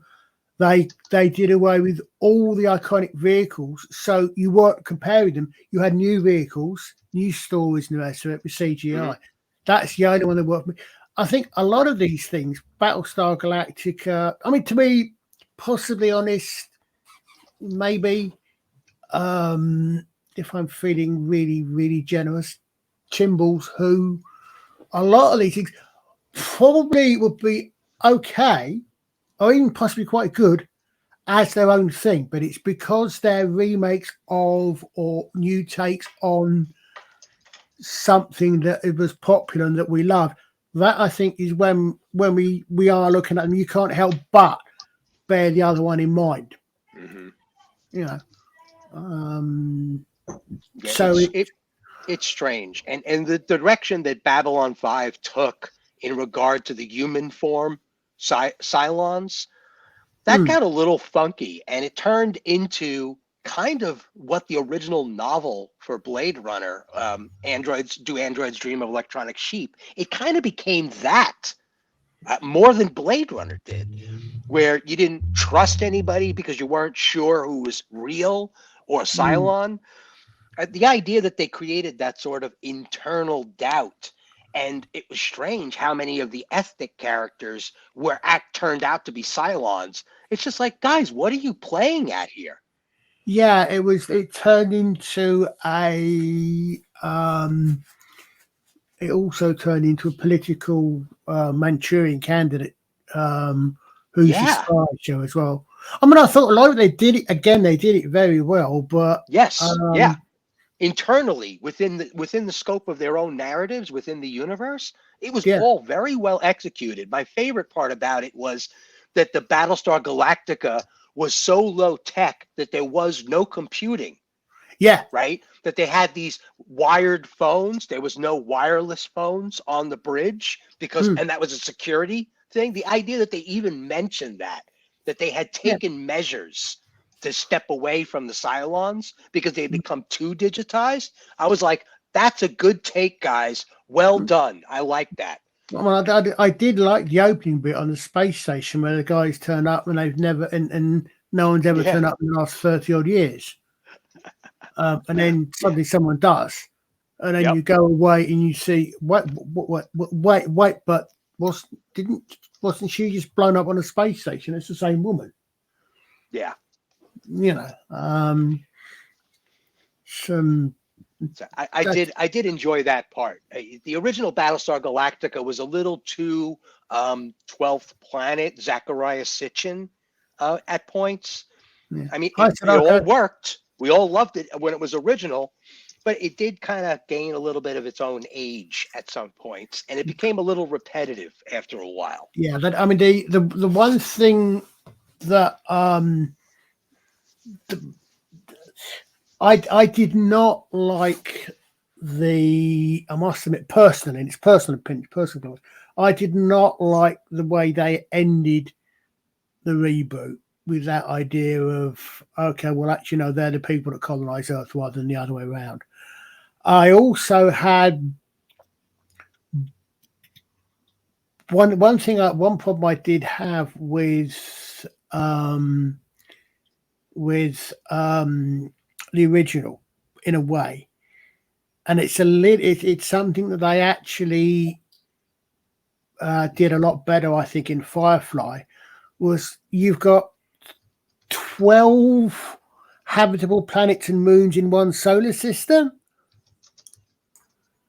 Some of the and then hold on a second. Wait a minute. You're not quite sure what a parsec and the light year are. Some of the lighting wasn't that fantastic, but it was what it was. It was the 70s, and it was. And again, they had good lead female characters in there. Again, believe it or not. Yeah, everybody was solid. Like well executed for what it was. It was just at that time period. This is what concerns me about Babylon 5. That Babylon 5 is going to become a sex show, where they're going to be more concerned about the romances happening between the character than the fate of the universe. I thought you were going to talk about Tracy Scoggins in that in the what was it, the TV film about the Soul Hunters, but we won't go down that line. Yes, yeah, don't get him started, Steve. That's my concern, because we all know that that the girl from the Psy-Force, from the Psy-Corps, that she was into Ivanova, right? And that there may have been some stuff that happened, but it was gracefully all behind closed doors. Because, guys, we got a universe in turmoil over here. Are we really going to start talking about lingerie right now? No. Mm-hmm. Yes, please. No, I mean, but it was exactly. I mean, like so much other thing, it was done well. It was done very well. It was a good thought. It was a good plan. It was done well. It was Battlestar Galactica, and in Babylon 5, it was respectful to the conditions of the universe at the time. It's like, yes, these people are in love. Yes, there are these characters. Yes, they're coupling up. Yes, they're getting together behind closed doors. But guys, the Earth has turned into a corrupt body of Nazis. And, oh, by the way, there are these two ancient alien races that are trying to take over the galaxy because they're still having a grudge match that's several tens of thousands of years old. It's like, we've got bigger fish to fry, okay? We don't need a wedding ceremony right now. It's like, where television is going, I just don't get it. Why all of this sexuality is necessary to shatter all of these narratives. I just don't get it. Well, that's why that's one reason why I did notice that it seems that they like with what's it someone else they did where they a show recently where they aged up. If I'm correct, but where they aged up Riri Williams in Wakanda, Who Cares? I think there was another one as well that did it where they aged. Was it? I know what I think it was. Jim PJ will confirm this if they're still about. They aged the kids up on Wheel of Time. So that they could yes, exactly, so that they could have some sex scenes in there. They aged them up because they wanted to put that in, but if you follow the book, it's not until there is a little bit of like the teenage puppy love. If I'm gonna put it very brutally, in the first 2, maybe 3 books, and I know PJ will be kicking my butt on this even further, but these were kids drawn into a world war. So imagine yourself that this is World War One, where we had no standards. It's like, okay, you need to be 18 to join the army. No, it's like if you can carry a pitchfork, you're joining the war. Yeah, that is how brutal it was.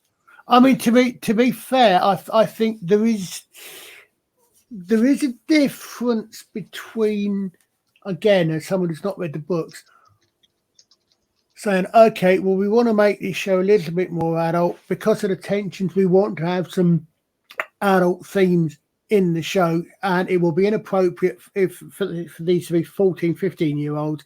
If they're 19, 20, then yeah, we can have some sexual storyline and sexual. That I think is not as bad as saying, well, we're going to wage them up so we can have them bonking every 5 minutes. You know, I think I think it had a lot of that material in the original, the first part. And when they brought it to cinema, when they turned it into a live action again, it became a hotbed topic where people were really talking about how these kids are far too young to be doing these scenes. I'm like, but the original material, that's what the original material says. Well, apparently, so I mean, it's so I never actually, I never saw nor read the books, but apparently it was the same with Game of Thrones. Some of the bits are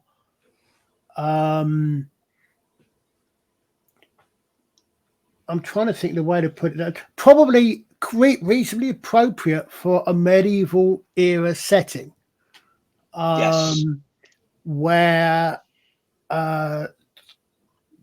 childhood, should we say, childhood was somewhat shorter.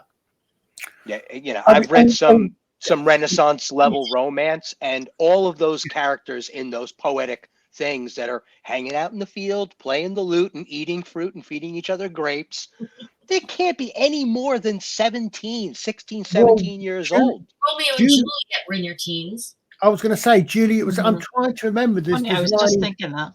One of my favorite series of books, authors, the late great Anne McCaffrey. Not the Pearl novel. She did a series of books called the Shell Person books, Shell Ship books, and the first one she did was short, and there's one of them where there's a crew doing Romeo and Juliet, and they mentioned about that.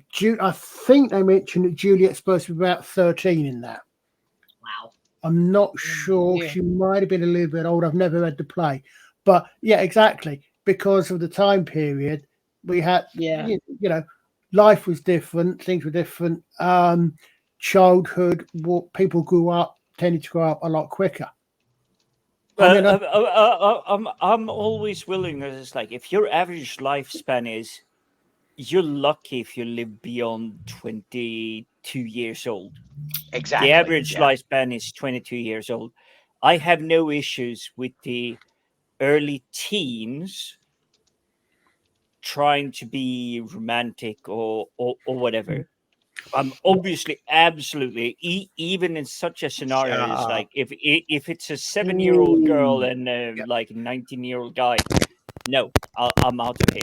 Well, since we're probably, good Lord, invaded.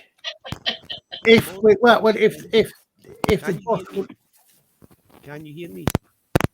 You're very quiet, mate. Very, very quiet. Not my normal setup. So let's see if I can change speakers.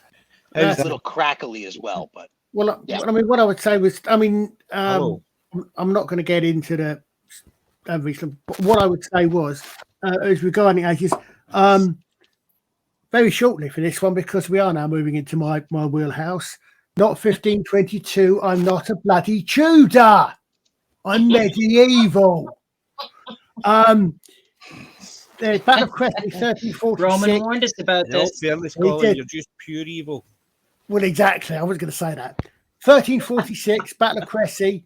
Edward Woodstock, later known as Black Prince, 16 years old when he earns his spurs at the Battle of Cressy, leading one of the king's wings. Battle of Shrewsbury, I want to say, because it's a bit later on. Henry V gets an arrow through his face, as a result of which someone invents the Bradwell extractor to remove arrows, which is still used today, and B, we only ever see one side of his face. Again, 16 years old, 16 years of age. There, you've got young men leading in battle. So, as I said, from that point of view, adulthood and adult responsibilities came a lot younger. So I've got no real problems with them doing that, as long as you bear in mind that it's in in character with the times, with what life was like at the time. So as I said, I mean, if you're going to go back to having teenagers doing things that these days we would not expect them to do for another 5 years or so, if it's in line with the setting, then that's not a problem.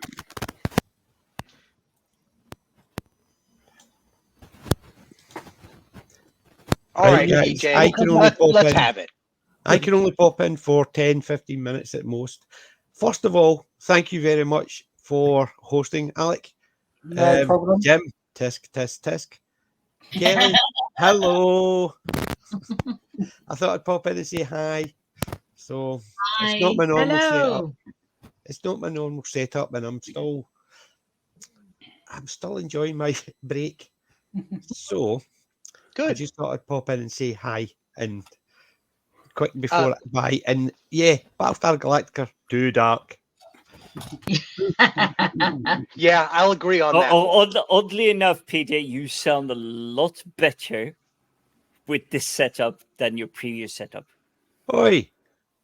I'm just being do. cheeky, but yeah, it is very crisp. It's very there is a difference. It's definitely a difference. Well, I can't wait. Completely new system. I can't wait until the final result, PJ. Sorry. Yeah, definitely. We're on tenterhooks now to see the photos of the after. Done. Well, I've got half of my room done. The other half is being built, and I've got 2 days to do it. And then I will get a picture of it and see how it looks. I'm shuddering it because I'm sitting there thinking, I've got more shelves. How come it looks like it's not going to fit? The stuff I took off my shelves, the stuff I've put to the charity shop, the stuff I've packed away for other things. How the hell's it? Where's the space gone? But it's meant to fit. It's meant to fit. But we'll see. Yeah. How's the bairn? Oh, he's doing absolutely fantastic. Still screams every time he sees me with my beard.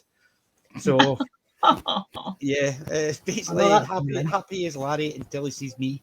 Then he's a moony face. But yeah, still he will change his tune when he sees all the cool toys. Yeah, he's got no choice. I ain't How old is he now, PJ? He's 6 months. Oh my god. Yep. Sitting up, stuffing his face with broccoli. He looks like today he looked as if he was eating a tree. He literally had a big stalk of broccoli. So yeah, first tooth and stuff in his face, just like your grandfather. Too funny. But time flies. It is fun. But I thought I would pop in and say thank you guys for the cover for the last 2 weeks. Say hello to Kelly because obviously I had spoken to you before. Nice to meet you officially, PJ. Yes, you too. And Alex, thanks for covering for. No problem. No problem, PJ. It had to be a last minute thing. Roman offered it, but Roman's got ribs cooking, so we could have ended it early. Oh God, no ribs. Yum yum yum yum yum yum yum. Oh yeah, I said we're all coming over to his house. Yep, I was thinking that. Right. So I just thought I'd pop in. So I'll leave you all to it.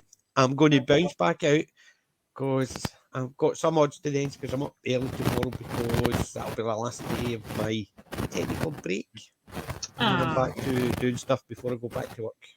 See you on Tuesday, PJ. See you on Tuesday. Yeah, Have a fun rest of the night. Wen, Kelly, Stephen, Colin, Alex, and Jim. Talk to you soon. I'll catch you later. PJ. Take Ta-da. care. Bye. Ta-da. Cheers. Okay, I just want so to make a quick adorable. announcement. Sorry, Steve, to interrupt you. We'll be wrapping up in about 24 minutes. Okay. Yeah, no, I was just gonna say, I wish I need pictures of the giant tree eating baby. I need pictures. You know, with all of the weird wrist positions and the gaping mouth and the eyes wandering around the room. I need It's pictures. starting to sound like a horror film. That's great. It's so awesome. Yeah, that's brilliant. He's not partial to beards, but he'll come around. When he realizes what an absolutely awesomely cool granddad he has, he's gonna be like, wow, I hit the lottery, man. Right? But all three of my nieces were like that, because I think I'm the only person when they were babies, obviously, I think I'm probably the only person they knew who had a beard. Oddly enough, was a practice last week, and several of our people have recently got puppies, and I think again, confused again. I think I was the only person they'd met with a beard. So yeah. Yeah.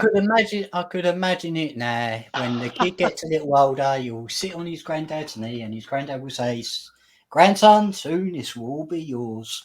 Oh, Alec, you got to check the Let's Talk Geeky. He just put up an image Will do. of the I'm broccoli just eating child. getting it right now. Oh, this is worth having a look. Let's see. Absolutely. Okay, right. Fantastic. Exactly what I imagined. Oh my God! Yeah, Yeah, he is, isn't he? God. That is. yay! That is But I'm fantastic. going to work out what to do with it. Oh my goodness. Oh, that is adorable. Yeah, he is going to town on that broccoli, isn't he? That's great. That's fantastic. Congratulations, PJ. Little That's so baldy bean. awesome. It's almost a spitting image of PJ. It's true. There is no hair. Okay, there is a lack of a beard, but there is no hair. He won't officially be like PJ until he has a can of Iron Brew. Yeah. And by the way, he's not young. He's classic. Exactly. Yes. Yay! Okay, Absolutely. That's He what is beautiful. that's what the broccoli's about. He's trying to look like his granddad. He's a little cutie. Yeah, I'm impressed a baby likes cauliflower. I mean broccoli. I know. Mm. I know. Right, I'm just going to turn the A lot of image up. There we go. don't like broccoli. That's absolutely Yeah, I fantastic. despised it until I was an adult. Well, there's I've heard it said that there are literal physiological changes between children and adult. That some food literally does taste different when you're a kid to when you're an adult. That there are literal physiological changes in the body. Mm-hmm. You know, so that things taste a lot more bitter. I think, if I believe is one of them, which is why kids are intelligent and don't like Brussels sprouts. No, kids don't eat Brussels sprouts. I Exactly. don't like Brussels sprouts. That's what I said. Kids are It's a- smart. it's a- They don't eat Brussels sprouts. It's They the difference. can't stand them. It's a difference between what's the difference between bogey and a Brussels sprout? Well, kids don't eat Brussels sprouts. Nice. Oh, Thank you for that disgusting sight. What? It's a Alan. joke. And, Absolutely brilliant. One of my two nieces, the younger of the two, whenever I held her, the whole time I was holding her in my arms, she would just sometimes looking directly at my face and other times just casually while she was looking around the room, continuously stroking hairs very gently in my beard. I had like this goatee that was a couple inches long, like kind of Egyptian style. Mm-hmm. And she would be fascinated. She would spend like minutes at a time just looking at it and gently grabbing one hair and running her fingers over it. She was just so fascinated. I don't know what it was. I was entranced just watching her watching the beard. It was so, because normally you would think that they would pull on it, but no, she was never, ever not gentle with it. My dad had a beard. And my niece and nephew, obviously his grandchildren, they were fascinated by it. I can't imagine what it must have felt like in her fingers. Yeah. I'm sorry? I can't imagine what it must have felt like, in her fingers, like what was going through her head. Like, oh, I remember in a previous life, or, my brain was just doing tumble salts.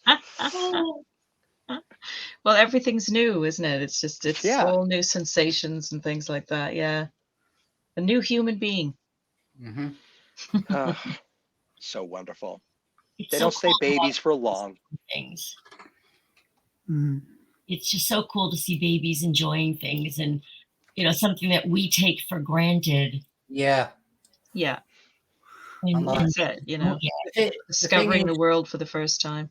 yeah, the Mhm. thing is with young babies at the moment is that they're still young, innocent, but it's just, I hope kids born today are not introduced to what is going on with the world at the moment, especially with a few things what's happening. Mhm. Mm, Yeah. yeah, Wow. it's One crazy. thing about being classic is that we don't have to deal with this Yeah. as far as many years down the road as the young people do. It's Okay. in all fairness to history, and Colin, you and Jim totally back me up on this if you can. Mhm. We could all roll the clock back to our own childhood and some of the relatives in our lives that took major issues with some of the stuff we were ingesting. Granted, today is a totally bizarre landscape, but then again, history never saw the internet before either. But it did see the publishing industry, and it did see the birth of Christendom. And these things must have been outright bizarre. Imagine a European family having to live with the idea that some of their younger children had moved to America and what that meant to the legacy of their European bloodlines. The None ancient. of this is new. Everything changes, right? Mhm. Anyway, Yeah, so do you want- I can even speak to my own timeline. And I don't know how this has happened. Born and raised in Scandinavia, free education, including university. And yes, I know this is shocking to everybody on this panel, probably even the chat, but you get paid by the government to go to university in Scandinavia. All you have to do Wow. is 75% minimum attendance on all the courses, and that's about 2 hours a week. Oh my You God. don't get paid That says a lots lot of. about. Right. Sorry to interrupt you, but Steve, would you like to promote this? What Roman's just posted? Oh, yes. Roman of the Empire does a fantastic show.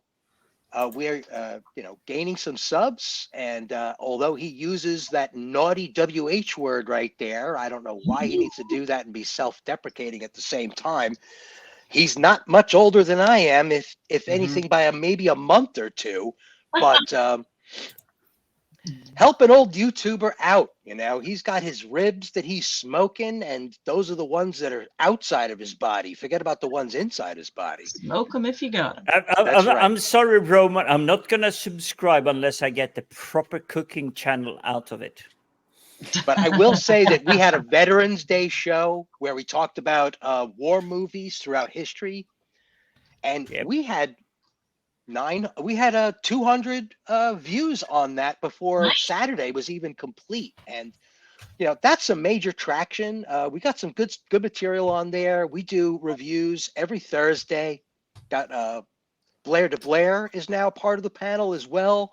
We got some guests that come on every once in a while, and we get into some pretty fascinating chats, kind of like this. You can't call me a guest as I'm the one that always fall asleep. We welcome all parties, even those that sleep. But 8 subs is not a lot to give. Pass the word around. Yeah, I'm trying to find the channel now on YouTube, and it's YouTube is hiding you, Roman. I don't know where you went. So do you want to bring it up in the description? Bring what up in the description? In the chat, Roman's the page link. channel. I will drop it in the chat. Thank you very much. Cheers. You're welcome, sir. Also, I've just been looking at that Medusa Cascade that someone mentioned earlier on. Yeah.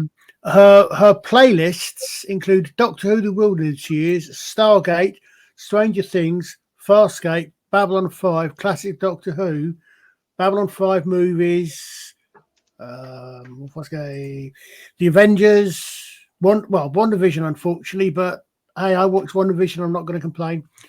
The Prisoner, Torchwood. I think she may actually be worth a look. We've watched her Sapphire, channel. It's so very good. Sapphire and Steel's on there. She's okay. Sapphire and Steel and Time-Slip. Excuse me, guys. I'm going to go and watch about 12 hours of this lady because she's doing things like Sapphire and Steel and Time-Slip. Oh, Sapphire and Steel was brilliant. This is now I'm now sold on this lady. Yeah, she's got a really unique gig there, and she does her videos are well done, and it's just fun watch. She's got lots of good, as you said, lots of good shows. God, she's got the. Is she a Brit? I know. Is she a Brit then? I think so. No, I was going to say it's just because she's looking at things she's got there. She's got the Colin's in love. I'm amazed anybody but me remembers the change in this Time-Slip, Children of the Stones. Yeah. God. She's been going a little while now. Yeah, she's got quite a following. Yeah. She's doing well. No, but I said, it's just there's something there that I'm surprised. I'm amazed I'm the only person who's ever actually heard of things like Time-Slip. Mind you, Time-Slip they read it in Big Finish. Children of God, Land of the Giants. Ugh, no, sorry, I'll look at that later. But no, I mean, thank you for that. It does look at it. It's always useful to find other interesting. Oh, it's awesome to find other channels. Yeah, there's people doing some great stuff. Yeah. All right. Shall we do the slow wrap up now? Sure. Okay. I can't believe I'm still awake. Oh, I'm usually gone by now. Well, Wendy, as your front and center, would you like to do the wrapper? Yeah. Oh, she's gone. Who? Wendy's disappeared. I didn't even touch. She's vanished. She had to go and mention that YouTube wasn't showing Roman's channel, and that's it. They just kicked her out. No. Oh, she left before the wrap. Okay, well, let's do the slow wrap up of promotions. Steve, you go first. You know what? My schedule is kind of opened up. The next thing I got going on is Unplugged with you. And I am not a number. I am a free man. Our lovely tribute in a game form of the original series, The Prisoner. Yep. Details will be released tomorrow of what is happening with that. Very cool. Is the Viking still awake?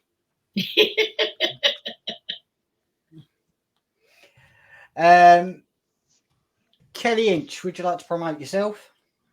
I got nothing. You got nothing? I got nothing. I'm on Twitter, but you all follow me. And that's about it. Oh, actually, I have a very important announcement to make. I kind of mentioned it around the block, but you never know with all the people listening who knows and who doesn't know. I changed my handle on YouTube to Stephen Ransom 47, and I've decided to go across the board and make it unified on Twitter as well. But I noticed that some people who are writing the old handle, Bleffin Ransom, in there, I couldn't even see those tweets. It was considering me to be a clone of myself until it was corrected. So that handle is no longer in existence. My new handle is Stephen Ransom 47. Okie doke. It says I'm following you, so I didn't have to do anything. Yeah. I mean, it's the same thing. So if you're following my Twitter, then you'll see it. But people that link it, I don't know why there was a 24-hour period where it got a little wonky. That's all. It might take as long as 7 days before it's completely transferred. Right. Because I've experienced this before. I haven't changed my handle. I've had mine since 2012 or 2000. I don't know when I signed up for Twitter. Right. But I've had my same handle because it's unique to me, and I still can't. Well, there are some people out there in certain new video games. They take my handle, but they are extremely rare. So I can usually just go in my handle. Yes, I'm called Jim the Viking, but I usually use the name Viperbane because that is something that happened back in the 1990s, where I had a hardcore survival game character. If you died, your character got deleted. And I got killed by a viper. So now I have, in video games, if there is a viper, I will kill them. I shall kill them. Anyway, Wendy, what happened? Oh, I'm a tit. I was just messing around with different tabs, and of course I shut the wrong tab down. Fantastic. Just as I was saying, I made it through a stream, then I knocked myself out of the stream. But that's my boomer moment for the night. Yeah, no worries, Wen. I was hey, watching. At least you didn't fall asleep and not like wake up 2 hours later. Right? Yeah, good point on that one. When you were supposed to be running the stream. Yeah.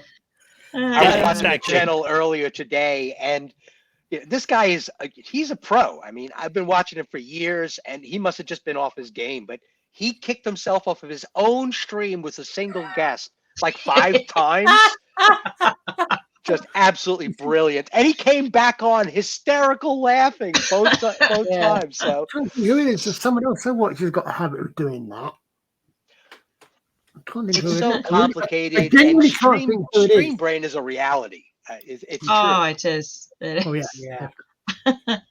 Anyway, Wendy, do you want to promote anything coming up? Well, we have. I'm obviously Wendology 1 on Twitter, but I'm also under Horror Chick 65 on Twitter as well, and that's because I wanted a place where I could post just my horror stuff, but I also do a stream with Mr. Hyde. The Geek Inside is his handle, I think, on Twitter.